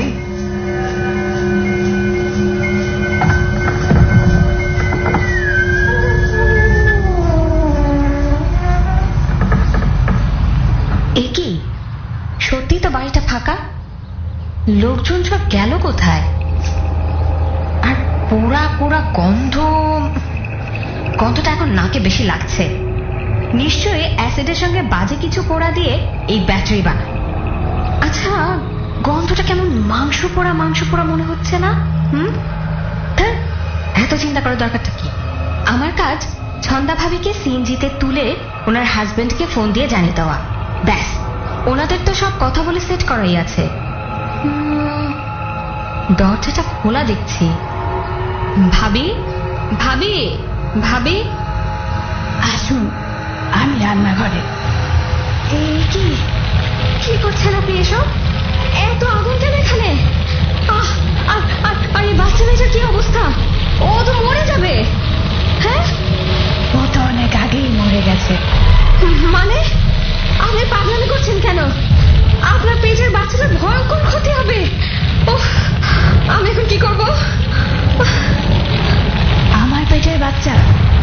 ওকেও তো মেরে ফেলেছে, পুড়িয়ে মেরেছে। এবার তোকে মারবো আমি। আমাকে ছেড়ে দিন প্লিজ, আমাকে ছেড়ে দিন, আমাকে যেতে দিন প্লিজ। বাঁচাও প্লিজ, কে আছো? আমাকে বাঁচাও, বাঁচাও আমাকে। কেউ তোকে এখানে বাঁচাতে আসবে না, আমি অনেক দিন অপেক্ষা করেছি। না না, আগুন দিও না প্লিজ, বাঁচাও বাঁচাও আমাকে, বাঁচাও। এখান থেকে কেউ বের হতে পারে না, তুইও পারবি না। না না প্লিজ না।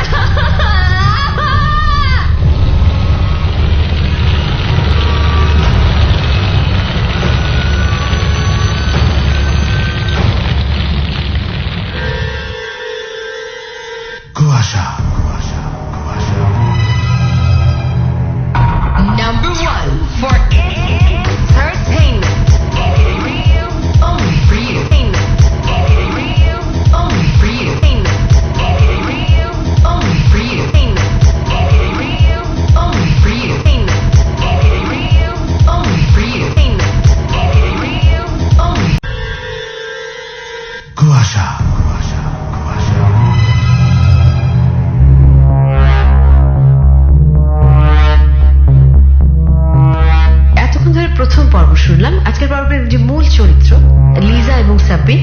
সাব্বির একজন ব্যাংকার এবং লিজা তার স্ত্রী অর্থাৎ হাউসওয়াইফ। সাব্বিরের ব্রাঞ্চ শিফট করা হয়ে গেছে অন্য জায়গায়, তার ব্যাংকের ব্রাঞ্চটি অন্য জোনে চলে গেছে, সেই কারণে তাদের বাসা বদল করতে হয়েছিল। অর্থাৎ উত্তর কাফরুলে তার একটি বাড়ি খুঁজে পায়, যে বাড়িটির নাম খুবই সুন্দর, গাংচিল।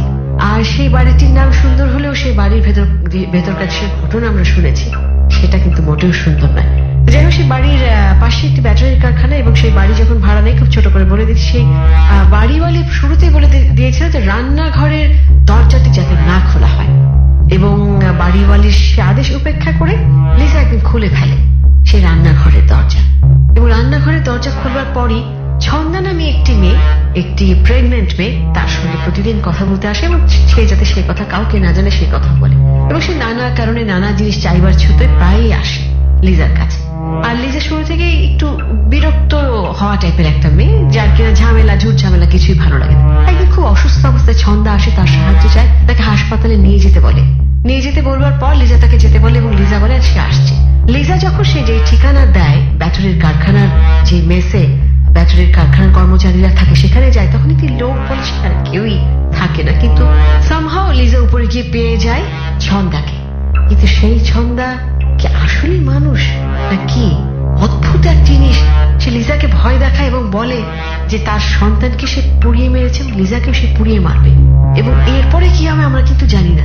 আসলে কি লিজাকে পোড়ানো হয়েছিল আমরা কিছুই জানি না। আসুন তাহলে আর কথা না বলে আমরা সরাসরি চলে যাই দ্বিতীয় পর্বে। এই মাঝখানে কথা বললাম যারা শুরু থেকে মিস করে গেছে তাদের জন্য। এখন দ্বিতীয় পর্ব শুনবো, তারপরে আবারও ফিরছি। আপনি আছেন কুয়াশায় শারমিনের সঙ্গে। কুয়াশা, কুয়াশা, কুয়াশা।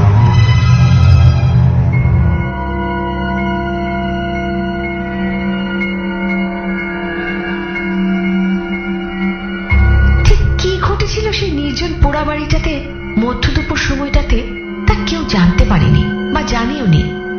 লিজা ফিরে এলো বাড়িতে একদম স্বাভাবিকভাবে, তবে সেই স্বাভাবিকতার মধ্যে যেন হঠাৎ হঠাৎ কোনো অস্বাভাবিকতা চোখে পড়তে লাগলো সাব্বিরের। প্রথম কয়েকদিন একেবারে বুঝতে পারছিল না কি ঘটছে ওর চারপাশে, কিন্তু সময় যত যাচ্ছে কুয়াশার ধোঁয়াটে পর্দাটা ছিঁড়ে সত্য যেন সামনে এসে দাঁড়াচ্ছে সাব্বিরের। লিজা আজকাল তেমন কথাই বলে না, কেমন যেন অন্যমনস্ক হয়ে থাকে, স্থির চোখে তাকিয়ে থাকে, হাসিটাও কেমন মাঝে মাঝে গায়ে কাঁটা দেয়। মানে কি এসবের? কোনো মানুষের পক্ষে কি এটা সম্ভব? মনে হয় এ যেন সাব্বিরের চেনা লিজা নয়, এ যেন অন্য কেউ। এসব কি লিজা? এইসব কি মানে? খাবার। আচ্ছা, তোমার হয়েছেটা কি বলো তো? তোমার কি শরীর খারাপ? এভাবে পাগলের মতো হাসছো কেন? কি হয়েছে? আমাকে কি দিয়েছো এসব? সমস্ত খাবার পোড়া, এসব কি খাওয়া সম্ভব? রান্নাঘরে এত জোরে কি পড়লো? যা দিয়েছি সবই খাবার, চুপচাপ খেয়ে নাও, তা না হলে তোমাকেও এভাবে পুড়িয়ে ছাই করে দেব। What? তুমি কি আমার সঙ্গে রসিকতা করছো? রান্নাঘরে আবার কি পড়ছে? দেখে এসো, দেখি। আমি যাচ্ছি। না না, রান্নাঘরে যাওয়া যাবে না, কিছুতেই না। তুমি ওখানেই বসে থাকো। ছাড়ো।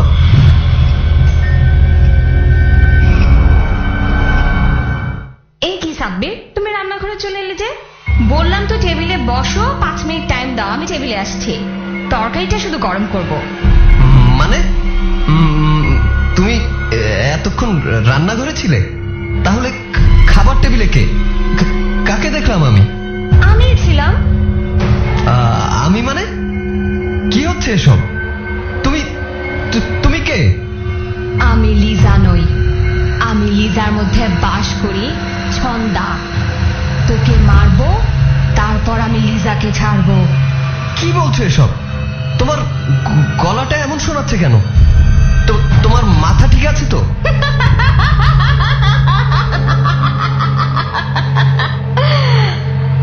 আমি ছন্দা, আমি লিজা নই।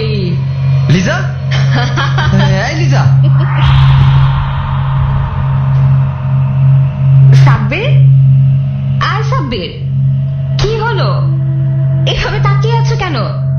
আয়, কি হয়েছে তোমার? পানি খাবো।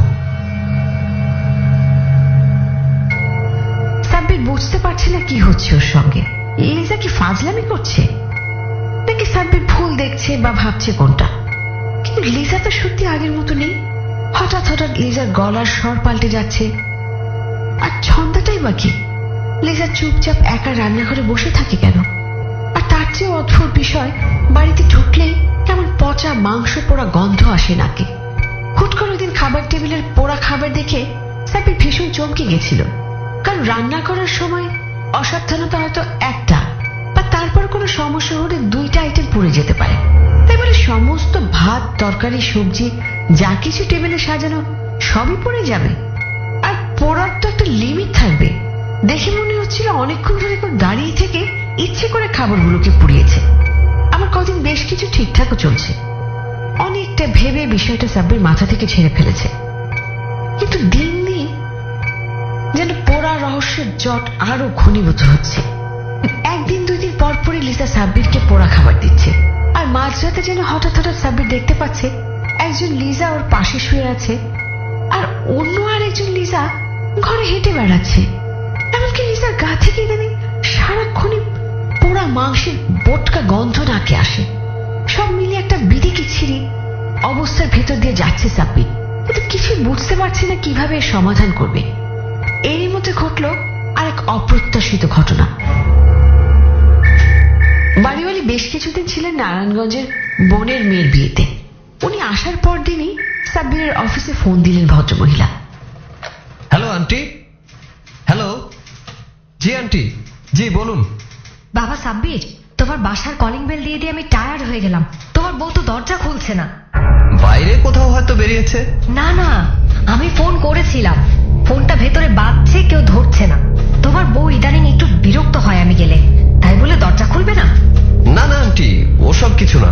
আচ্ছা, আমি ফোন দিয়ে দেখছি। তুমি বরং বাড়ি চলে এসো, আমার ভয় ভয় লাগছে। প্রায় 25 বার বেল দিলাম, আর বাইরে গেলে তো গেটে দারোয়ান দেখতো। দারোয়ান বলেছে লিজা বের হয়নি। ঠিক আছে, আমি দেখছি ম্যানেজ করা যায় কিনা। লাঞ্চের পর আমার আবার একটা মিটিং এ অ্যাটেন্ড করতে হবে।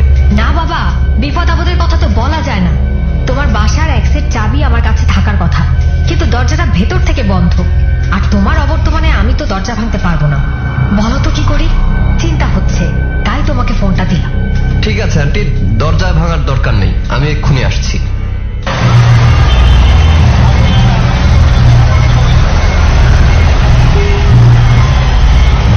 লিজার উদ্ভট আচরণ নিয়ে সাব্বিরও চিন্তিত, কিন্তু সে কথা ভদ্রমহিলাকে বলল না। ওনার ফোনটা পাওয়ার পর সাব্বিরও লিজাকে কন্টিনিউয়াসলি ফোন দিয়ে যাচ্ছে। আর আশ্চর্যভাবে মেয়েটা সত্যি ফোন তুলছে না। কারণটা কি? মনের মধ্যে অজানা আতঙ্ক নানান কুমন্ত্রণা দিয়ে বারবার বাজে ঘটনা কল্পনা করাচ্ছে। এদিকে অফিসেরও তো একটা নিয়ম কানুন আছে। আজকের মিটিংটা ভীষণ জরুরি। কোনোভাবে অন্য একজন কলিগকে মিটিং এর দায়িত্বটা বুঝিয়ে দিয়ে ছুট। যদি অফিস থেকে বাড়ি তেমন দূরে নয়, কিন্তু ব্যাংকারদের যে কি পরিমাণ কাজের চাপ তা অন্য কোনো প্রফেশন থেকে কেউ চট করে বুঝতে পারবে না। 9টা 5টা অফিস টাইম হলে প্রতিদিনই বাড়ি ফিরতে সে সন্ধ্যা 7টা 7:30 লেগে যায়। কি ব্যাপার সাব্বির, আজ হঠাৎ এত তাড়াতাড়ি? তুমি তোমার ফোনটা দেখেছো? কতবার ফোন দিয়েছি? না, আমি তো ভেতরের ঘরের ওয়াশরুমে ছিলাম, গোসল করে মাত্র বের হলাম। আন্টি এতবার কলিং বেল দিয়েছে, দরজা খোলনি কেন? আমি শুনতে পাইনি। শুনতে পাওনি না ইচ্ছা করে শুনতে চাওনি? তুমি যেটা ভেবে আনন্দ পাও সেটাই। আন্টি কোনো সমস্যা নেই, ও ভেতরের ঘরের বাথরুমে ছিল। কি বলছো? এতক্ষণ ধরে কেউ বাথরুমে থাকে? আর তোমার ফ্ল্যাটে কি পড়ছে বলো তো? কেমন পোড়া পোড়া গন্ধ আসছে।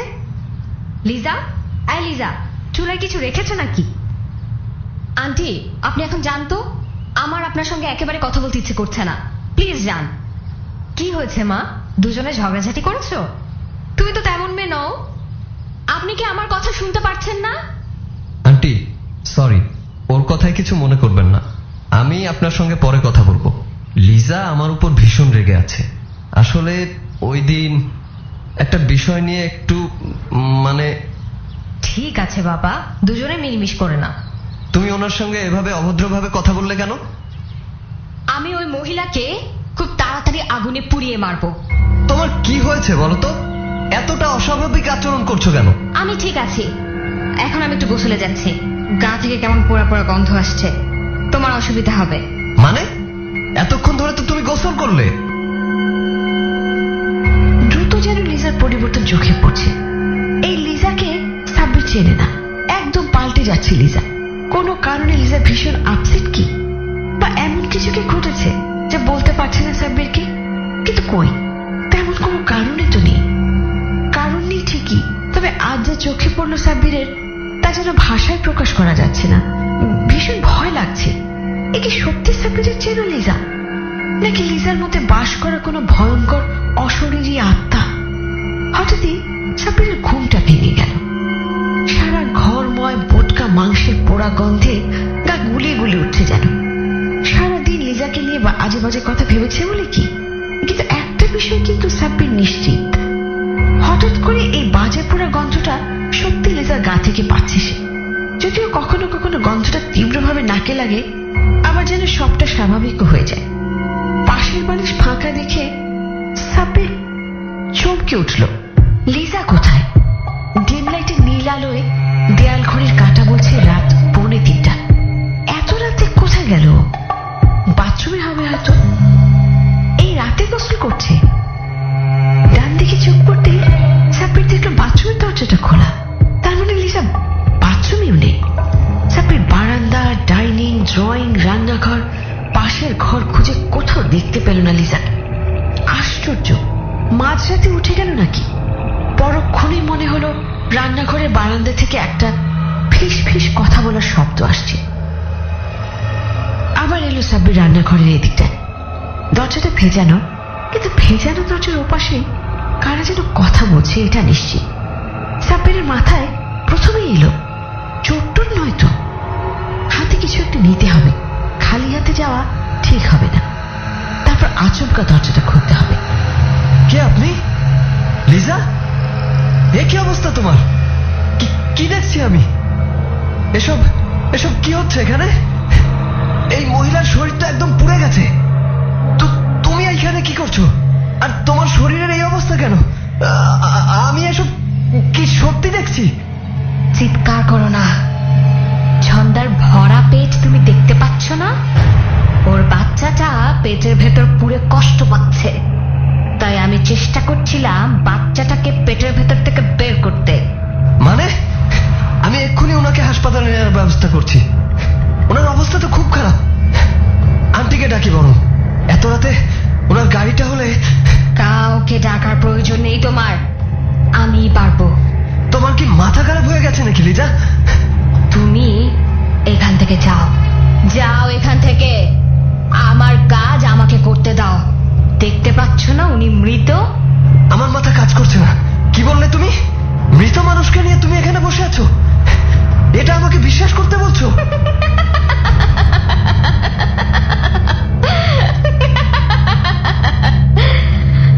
আমরা সবাই মৃত।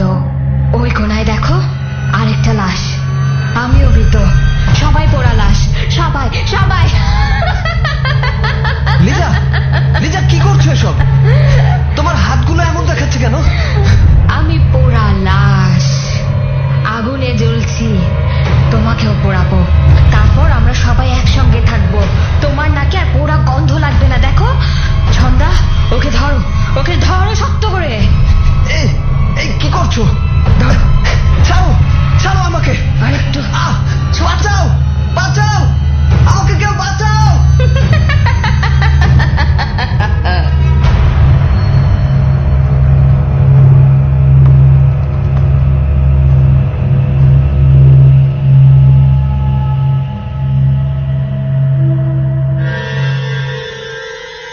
কুয়াশা, কুয়াশা, কুয়াশা, কুয়াশা, কুয়াশা, কুয়াশা।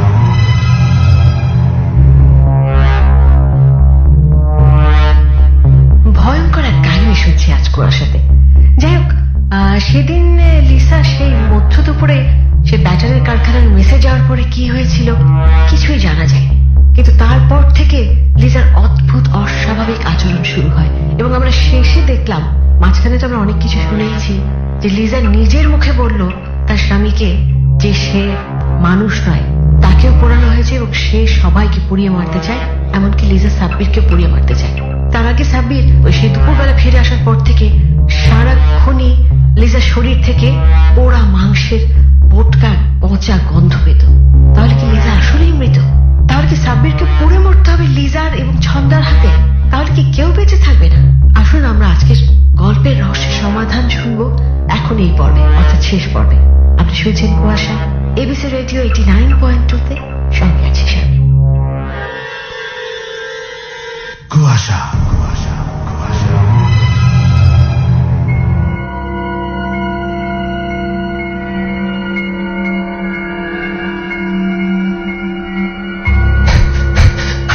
আমাকে বাঁচতে হবে। লিজার ভয়ঙ্কর কোনো অসুখ হয়েছে। ও কি আমাকে মেরে ফেলবে?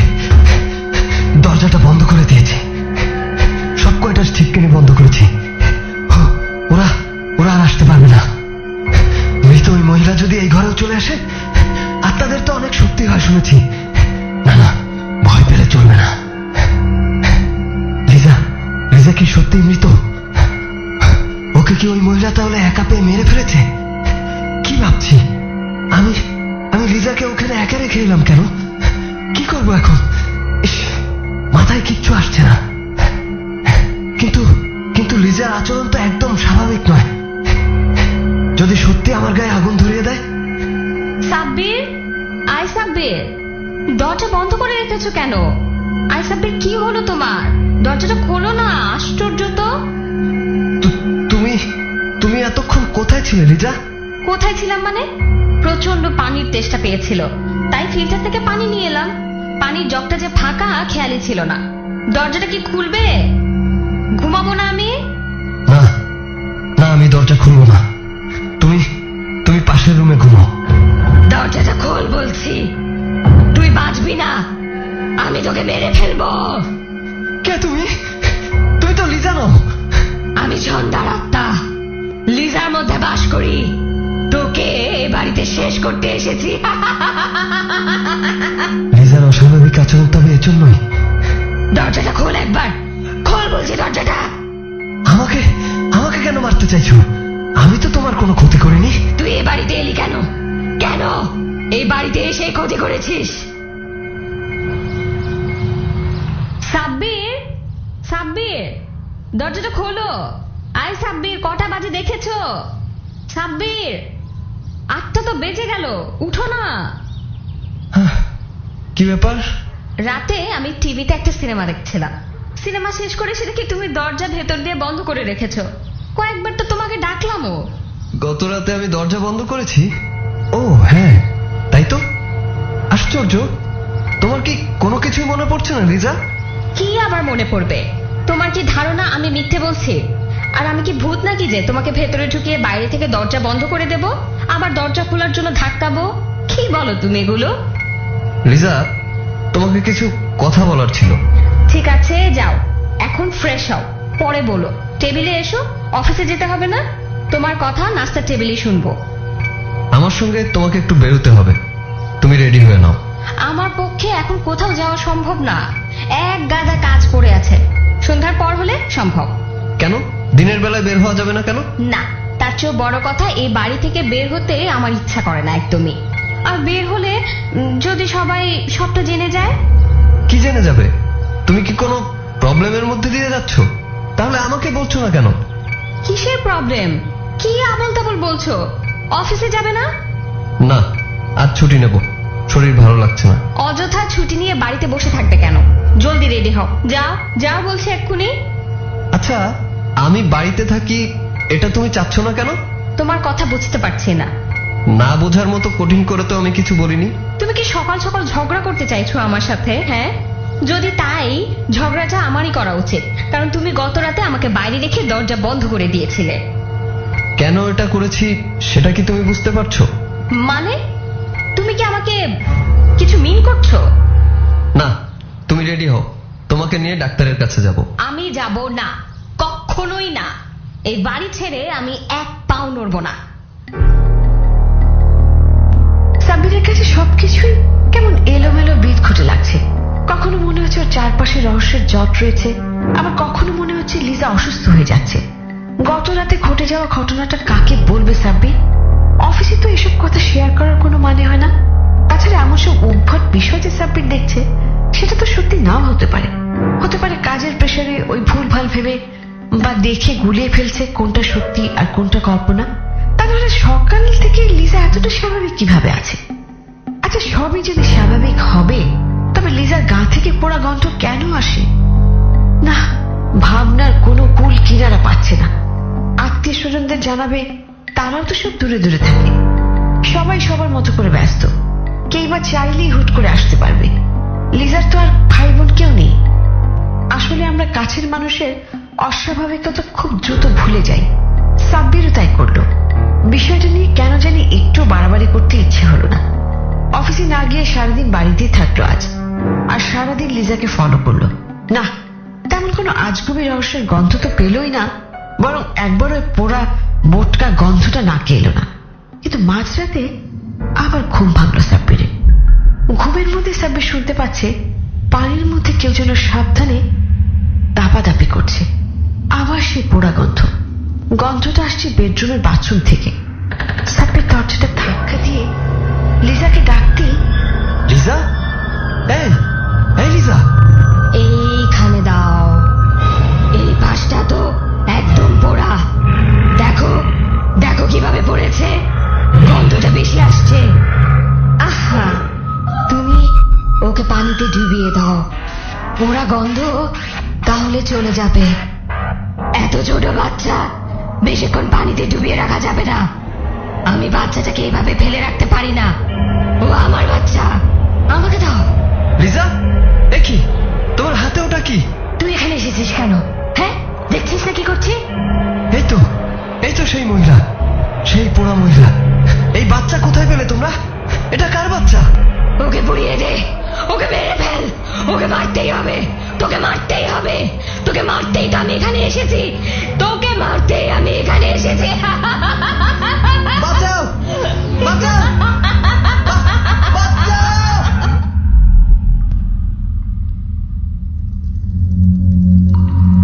তীব্র ভয় অথবা বেঁচে থাকার তীব্র আকাঙ্ক্ষা মানুষকে এমন এক মানসিক শক্তি দেয় যে সেই মুহূর্তে মানুষ সমস্ত কিছুর ঊর্ধ্বে চলে যায়।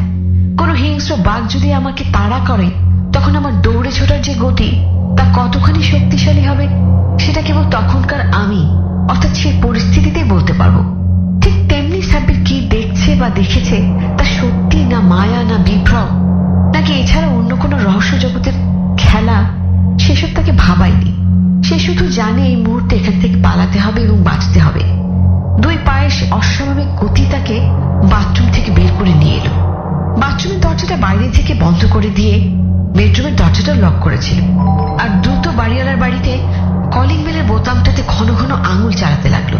এত রাতে এরকম পাগলের মতো বেল বাজাচ্ছি কে? এ কি সাব্বির, এত রাতে কি হয়েছে বাবা? কোনো সমস্যা? লিজা ঠিক আছে? তুমি এভাবে তাকিয়ে আছো কেন? চলো তো, চলো গিয়ে দেখি। চলো, এসো। আন্টি, আমি কি একটু ভেতরে আসতে পারি? কিছু কথা বলার ছিল। এসো এসো, বসো।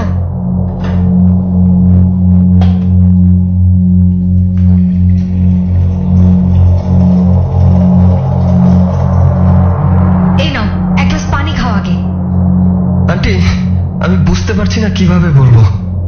তুমি একটু বসো, তারপর আস্তে আস্তে বলো। আন্টি, লিজার মধ্যে একটা বড় পরিবর্তন এসেছে।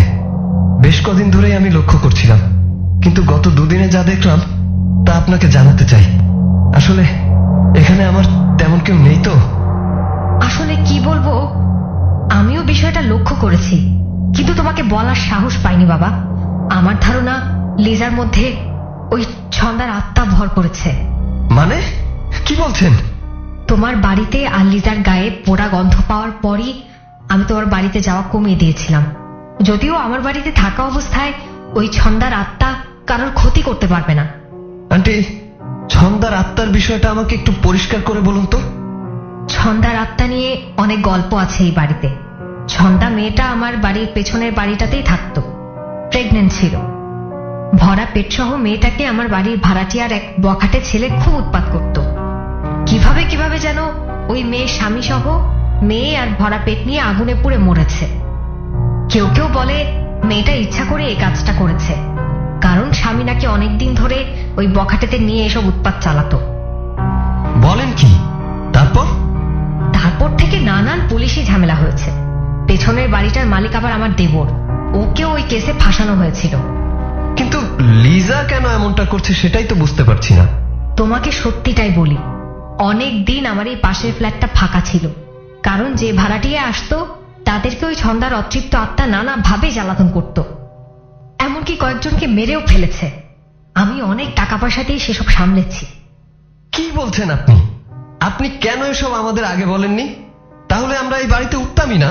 না না বাবা, আমি একজন ভালো ফকির দিয়ে আমার এই বাড়ি বেঁধে রেখেছি। এই বাড়িতে ছন্দার আত্মা আসতে পারবে না। যদি তাই হবে তাহলে এসব ঘটছে কেন আমার বাড়িতে? শান্ত হও, একটা না একটা উপায় বের করতেই হবে। মধ্যরাতের বিভৎস দৃশ্য সাব্বিরের চোখ থেকে এখনো সরেনি। বাথটাবে দুইজন পোড়া মহিলা একটা পোড়া বাচ্চাকে গোসল করাচ্ছে। এর চেয়ে ভয়ঙ্কর দৃশ্য আর কি হতে পারে? তার মধ্যে একজন আবার সাব্বিরের এত কাছের মানুষ যে বিশ্বাস করতে কষ্ট হচ্ছিল। লিজা কি তবে এখন আর সত্যি মানুষ নয়, অন্য কোনো জগতের কেউ, অথবা অতৃপ্ত অশরীরী? তা নাহলে সাব্বিরের চোখ কি দেখলো এটা? সমস্তটা আন্টিকে জানানোর পর যা শুনলো তাতে তো সব জলের মতো পরিষ্কার হয়ে যাচ্ছে। সাব্বির যে পোড়া গন্ধ পাচ্ছে, হঠাৎ দুজন লিজাকে দেখছে, সমস্ত খাবার পুড়ে যাচ্ছে, সবই সত্যি, আর কোনো সন্দেহই নেই। এদিকে অদ্ভুত ভাবে সে রাতে সবটা দেখার পর সাব্বির খুব সকালে আন্টি সহ বাড়িতে গিয়ে দেখে কেউ নেই। লিজা, ছন্দার আত্মা বা যা কিছু ভৌতিক কর্মকাণ্ডের সাক্ষী, অর্থাৎ বারান্দায় প্রেগনেন্ট মহিলা, বাথটাবে শুয়ে থাকা পোড়া শরীরের শিশু, বোটকা দুর্গন্ধ সব উধাও। এর মানে কি? লিজা এত সকালে কিভাবে বাইরে যাবে? কিন্তু আপনি তো দেখেছেন সারা বাড়ি ফাঁকা। তুমি এত চিন্তা করো না, আমি নারায়ণগঞ্জের ওই ফকির বাবাকে খবর পাঠাচ্ছি। লিজাকে আমি দেখেছিলাম একদিন বারান্দার দরজা খোলার চেষ্টা করছিল। তার মানে আপনি যে কেন ওই দরজাটা সিমেন্ট দিয়ে আটকে দিলেন না? পুলিশে খবর দেব নাকি? ফকির বাবাই বলল উনি এমন ভাবে আটকে দিয়ে গেছেন যে কোনো ক্ষতি হবে না, আর বলেছিলেন যেন কোনোদিন দরজাটা না খুলে। সেজন্যই বারবার তোমাদের বলেছিলাম রান্নাঘরের ওই দরজা খোলা যাবে না। লিজা তালাটা তার মানে অবশ্যই খুলেছে। আমি তো বাড়িতে ছিলাম না বাবা। আপনার সত্যি কথাটা বলা উচিত ছিল। এখন এসব বলে আর কি হবে? আমাকে অন্তত বলতে পারতেন। আমি তো বললাম এই বাড়ির ভেতরে কোনো ক্ষতি করতে পারবে না ওই আত্মা। কিন্তু কিন্তু যদি লিজাকে একবার পেছনের দোতলায় নিয়ে যেতে পারে তবে। তবে কি বলছেন? ওই পেছনের বাড়িতে লিজা কখনো গেছে কিনা সেটা জানো তুমি? আমি যখন ছিলাম না তখনই হয়তো এই ঘটনা ঘটেছে। আমি থাকলে তো চোখে চোখেই রাখতাম লিজাকে। ওফ, ও মাই গড, আমি কিছুই বুঝতে পারছি না। কি করব এখন? বারান্দার দরজাটা তো খোলাই ছিল, আমিও তেমন গা করিনি। উফ, ওই বাড়িতেও গিয়েছে কিনা সেটাও তো জানি না। অস্থির হয়েও না বাবা, আমার মনে হয় না লিজা বা তোমার কোনো ক্ষতি হবে। রান্নাঘরের দরজাটা খোলা পেয়েই হয়তো ছন্দার আত্মা আবার এই বাড়িতে ঢুকেছে আর লিজাকে ব্যবহার করেছে। আন্টি, আমি আসলেই বুঝতে পারছি না আপনার কথা বিশ্বাস করব নাকি নিজের চোখে যা যা দেখেছি তা বিশ্বাস করব। আমি আজই লিজাকে নিয়ে এই বাড়ি ছেড়ে চলে যাব। তাতে কোনো লাভ হবে না বাবা, ভুল যা করার তা তো লিজা করেইছে। ওই দরজাটা খুলে। এত বড় একটা প্রবলেম নিয়ে আপনারা দিব্যে এই ফ্ল্যাটটা ভাড়া দেওয়ার চিন্তা করলেন, আর একবারও আমাদের মতো অচেনা অজানা মানুষের কথা বা তাদের ভোগান্তির কথা ভাবলেন না? বাবা তুমি উত্তেজিত হয়ে আছো, একটু শান্ত হও। উত্তেজিত অবস্থায় পরিস্থিতি সামাল দেওয়া যাবে না, বিপদে মাথা ঠান্ডা রাখতে হয়। আমার মাথা ঠান্ডাই আছে। এবার বলুন, লিজা কোথায় গেল? বন্ধ দরজা থাকার পরও মেয়েটা কিভাবে উধাও হয়ে গেল? আপনার হাত আছে সবকিছুতে। আমি আপনার বিরুদ্ধে মামলা করব। আপনাকে লিজা প্রথম থেকেই অপছন্দ করত, আর আপনি বারবার লিজাকে ডিস্টার্ব করতেন। দেখো বাবা, কি বলবো, তোমরা এই যুগের অনেকেই খারাপ আত্মা, ভূত প্রেত এসব বিশ্বাস করতে চাও না, কিন্তু জগতে সবার অলক্ষে এরাও বাস করে। আপনার কথা শুনেই অবাক হচ্ছি। আপনি ওদের ধরে এনে আপনার এই ফ্ল্যাটে রেখে দিন না, বাস করুন না খারাপ আত্মা ভূত প্রেতের সাথে। আমাদের মতো মানুষকে কেন অযথা ঝামেলায় ফেলেন? আপনি 24 ঘন্টার মধ্যে লিজাকে খুঁজে বের করে দেবেন। আমি নারায়ণগঞ্জের ফকিরকে আনতে পাঠাচ্ছি বাবা, একটু শান্ত হও তুমি। পীর ফকির দরবেশ পুলিশ র্যাব যা ইচ্ছে আনুন, লিজাকে আমার চাই। আর তা না হলে আমি যদি থানায় যাই আপনি কিন্তু বিরাট ঝামেলায় পড়বেন। তুমি এসো, আমার বাড়িতে এসো, এখানে একা একা থাকাটা নিরাপদ না বাবা। প্লিজ আপনি যান, আমি এখানেই আছি। আপনার ওই সমস্ত পোষা ভূত প্রেতেরা এতদিন যখন আমাকে মারতে পারেনি, আজও পারবে না আশা করছি। আমাকে একটু একা থাকতে দিন প্লিজ। আমি বলছিলাম কি দারোয়ানকে পাঠিয়ে দিই। আমি মোটেও ভয় পাচ্ছি না। আপনি কেন এত ভয় পাচ্ছেন? আর এত ভয়ই যখন মনের মধ্যে, তখন ভাড়া দেওয়ার আগে সব সত্যিটা কেন বললেন না? আপনি তো আমাদের সঙ্গে একটা ক্রাইম করেছেন, জানেন সেটা, বুঝতে পারছেন? ঠিক আছে আমি যাচ্ছি, তুমি দরজাটা খোলা রেখো অন্তত। কোন কুক্ষণে যে বাড়িতে এসেছিল সাব্বির তা ভেবে এখন নিজের মাথার চুল ছিঁড়ে ফেলতে ইচ্ছে করছে। কে জানতো সামান্য একটা দরজা খোলার ফল এত ভয়াবহ হবে। ভদ্র মহিলা যা বললেন তাতে তো মনে হচ্ছে লিজা নির্ঘাত ওই পোড়া বাড়িতে গেছিল, তা না হলে ঘটনা এত দূর গড়াতো না। কিন্তু একবারও সাব্বিরকে তো বলেনি। কিভাবে জানা যাবে যে লিজা সত্যি সত্যি বাড়িতে গিয়েছিল কিনা? ভীষণ ক্লান্ত লাগছে সাব্বিরের, ফ্রেশ একটা গোসল নিতে হবে। আচ্ছা, লিজা যে বাড়ি থেকে উধাও, এই ঘটনাটা থানায় না জানানো আর একটা ভুল হচ্ছে না তো? ভদ্র মহিলাকে অতটা আমল দেওয়া উচিত হচ্ছে কি? আমার এমনও তো হতে পারে লিজা সত্যি সত্যি বাইরে কোথাও গেছে, ফোনটা বাড়িতে রেখে আর কিছুক্ষণের মধ্যে চলে আসবে। আর এত ভোরে যাবেই বা কোথায়? না, মাথায় হাজারটা প্রশ্নের জট পাতিয়ে কোনো লাভই হবে না। আগে ফ্রেশ হতে হবে।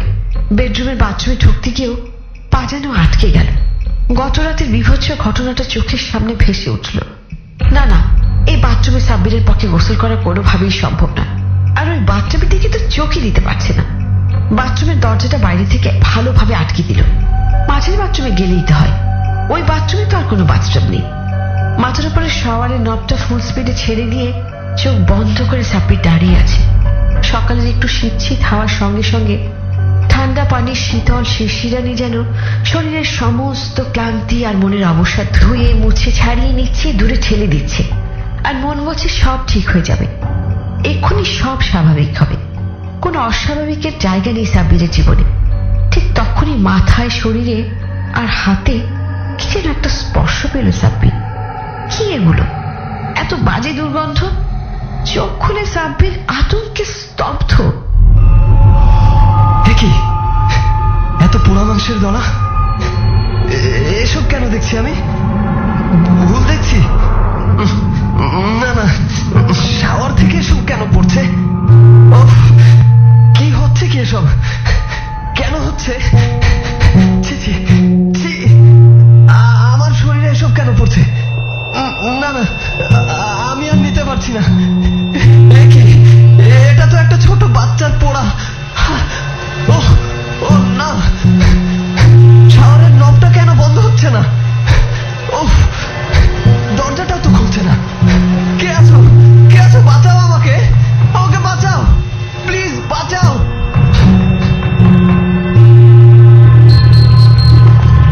বন্ধ বাথরুমের ভেতর সাব্বির চিৎকার করছে, অথচ বাইরে কেউ তা শুনতে পাচ্ছে না। হঠাৎ শাওয়ার থেকে পানির সঙ্গে পোড়া মাংস সহ ছোট একটা বাচ্চার হাত পা, শরীরের বিভিন্ন অংশ যেন সাব্বিরের গায়ে এসে পড়ছে। উফ, কি দুঃসহ ভয়ঙ্কর সে স্পর্শ, যা থেকে মুক্তির জন্য সাব্বির পাগলের মতো শাওয়ারের নবটা বন্ধ করার আপ্রাণ চেষ্টা করছে, কিন্তু বন্ধ হচ্ছে না, কিছুতেই বন্ধ হচ্ছে না। এমনকি দরজাটাও খুলছে না। কেউ যেন চিরদিনের জন্য বন্ধ করে দিয়েছে দরজাটা। ঠিক এই মুহূর্তে কিচ্ছু করার নেই সাব্বিরের। বিভৎস মাংস পোড়া গন্ধে তার গা গোলাচ্ছে আর বমি পাচ্ছে। শাওয়ারের নিচ থেকে কোনো মতে টলতে টলতে বমি করার জন্য বেসিনের কাছে এসে দাঁড়াতেই বেসিন থেকে বের হতে লাগলো আরো একটা পোড়া ঝলসানো হাত, তারপর আরেকটা হাত, মাথা, শরীর, পুরো মানুষ। এই মানুষকে সাব্বির চেনে, কারণ শরীরটা পোড়া ঝলসানো হলেও। কি লিজা, তুমি এখানে কিভাবে এলে? আমাকে আমাকে মেরো না, ছেড়ে দাও, ছেড়ে দাও। আমি মেরেছি লিজাকে, পুড়িয়ে মেরেছি, এবার তোকে মারবো। আমাকে ছেড়ে দাও, ছেড়ে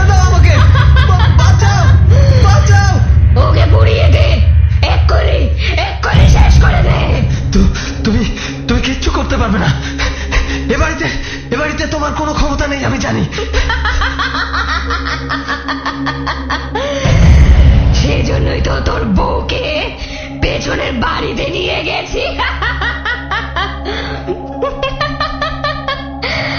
আমি আগুনে পড়েছি আর তোকে এতদিন ধরে মারার জন্য অপেক্ষা করছি, কিন্তু পারিনি।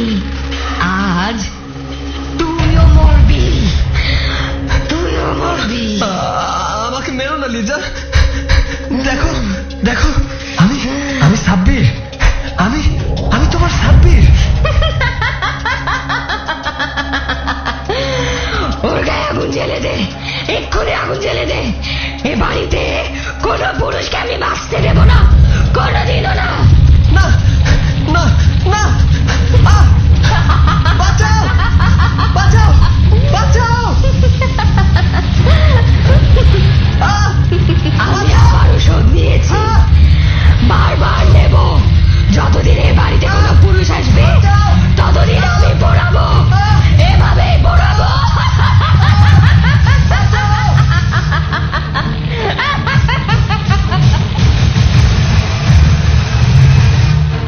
সাব্বিরের তীব্র চিৎকারে আর দাউ দাউ করে জ্বলে ওঠা আগুন সবাইকে দিশেহারা করে দিল। এবারে সমস্ত ভাড়াটিয়া আর আশেপাশের লোকজন মুহূর্তে বাড়ি ভরে গেল। অনেক দিন আগে এ বাড়িতে আরো একটা ফ্যামিলি কিভাবে যেন আগুনে পড়ে মারা গেছিল, সে ঘটনা মানুষ প্রায় ভুলেই গেছে। সেটা ঘটেছিল পাশের ব্যাটারির কারখানা থেকে। লোকে অন্তত তাই জানে, তবে সত্যিটা জানে বাড়িওয়ালি আর সে নারায়ণগঞ্জের ফকির, যিনি এই বাড়ির দোতলার ডান পাশের ফ্ল্যাটটা মন্ত্র বলে বন্ধ করে রেখেছিলেন। কিন্তু তাতে কোনো লাভ হলো কি শেষ পর্যন্ত? অনেক বছর আগে এই ফ্ল্যাটের একজন বিবাহিত লোক বারান্দা দিয়ে পেছনের বিল্ডিং এর ছন্দাকে দেখে তার সঙ্গে মাঝে মাঝে গল্প করত। ছন্দার স্বামী ব্যাটারির কারখানায় কাজ করত। বিভিন্নভাবে ছন্দার স্বামীকে ফ্যাক্টরির কাজ দিয়ে টাকা পয়সা দিয়ে দূরে দূরে পাঠাতো ওই ভদ্রলোক। কিন্তু তার ভদ্রতার সাহায্যের পেছনে ছিল কুমতলব। ভর দুপুরে সুযোগ বুঝে ছন্দাকে সে ব্যবহার করে। ছন্দা নিরুপায়।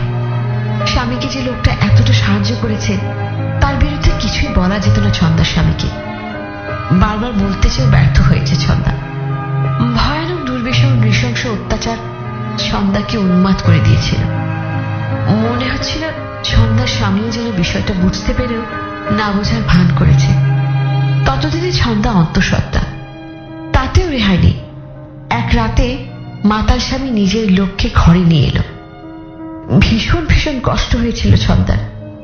মানুষ কি তবে পশু, নাকি পশুর সঙ্গে বাস করছে ছন্দা? কোনটা?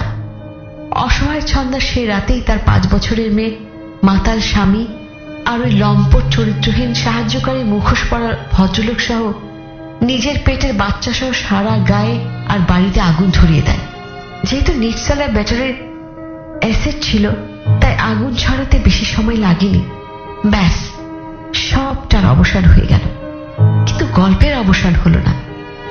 যে তীব্র ঘৃণা আর ক্ষোভ নিয়ে অন্তঃসত্ত্বা ছন্দা আত্মহত্যা করেছিল, মৃত্যুর পর ওর আত্মা ততটাই ঘৃণা নিয়ে বাস করতে লাগলো ওই পোড়া বাড়িতে। তারপর যতবার এই গাংচিল বাড়ির দোতলার ডান দিকের ফ্ল্যাটে কোনো দম্পতি আসতো, তাদের মধ্যে স্বামীটাকে পুড়িয়ে মেরে ফেলতো ওই ছন্দার অতৃপ্ত আত্মা। সেটা বন্ধ হয়ে গেল নারায়ণগঞ্জের ফকির বাবার কারসাজিতে। দীর্ঘদিন ছন্দার আত্মা ঘৃণ্য প্রতিশোধ স্পৃহা নিয়ে বন্দী ছিল পোড়া বাড়িতে। কিন্তু যেদিন লিজা ভুল করে দরজাটা খুলে দিল আর ছন্দার ফাঁদে পড়ে একা ভর দুপুর ওই পোড়া বাড়িতে গেল, সেদিনই ছন্দার আত্মা লিজাকে পুড়িয়ে মারল। আর লিজার মধ্যে ভর করে চলে এলো গাংচিলের দোতলা সেই ফ্ল্যাটে। লিজার মধ্যে ভর করেই মারল সাব্বিরকে। আর কতদিন এভাবে চলবে তার কোনো হিসাব নিকাশ করা গেল না। তবে সাব্বিরের মৃত্যুর পর আবারও থানা পুলিশ হলো। পোড়াশির ব্যাটারির ফ্যাক্টরির বাড়িটাতেও পুলিশি তল্লাশি হলো। সেখান থেকে লিজার পার্স পাওয়া গেল শুধু। গাংচিল নামের বাড়িটার দোতলার ডান পাশের ফ্ল্যাটটা আজও খালিই পড়ে আছে। কোনো ভাড়াটি এই ফ্ল্যাটে ওঠে না। আর ফ্ল্যাটটা ভাড়াও দেন না মেরিন ইঞ্জিনিয়ার নাজমুল হক চৌধুরী। তবে কেউ কেউ বলে ভর দুপুরে নাকি গাংচিল বাড়ির দোতলা থেকে বিদঘুটে মানুষের মাংস পোড়া পচা গন্ধ বাতাসে ভেসে বেড়ায়। ফ্ল্যাটটা তালা দেয়া থাকে, অথচ তারপরও অন্য সব ভাড়াটিয়ারা সিঁড়ি দিয়ে ওঠানামা করার সময় নাকি দিব্যি শুনতে পায় ভেতরে রান্নার পোড়া গন্ধ। কখনো কখনো বাথরুমে অনেকক্ষণ ধরে শাওয়ার ছেড়ে রাখার শব্দ, টেবিল চেয়ার টানার শব্দ, আবার কখনো রান্নাঘরের পেছনের বারান্দা দিয়ে কালো ধোঁয়ার কুণ্ডুলি, যে কুণ্ডুলি দেখে মনে হয় অনেকক্ষণ ধরে ভেতরে খুব আগুনে কিছু পুড়ছে বোধহয়। লোকে এখন মেরিন ইঞ্জিনিয়ারের সেই বাড়ির নাম পাল্টে দিয়েছে।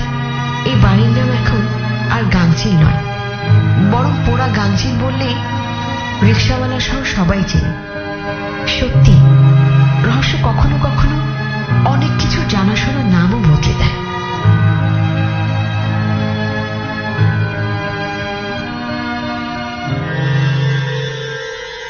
কুয়াশা, কুয়াশা, কুয়াশা।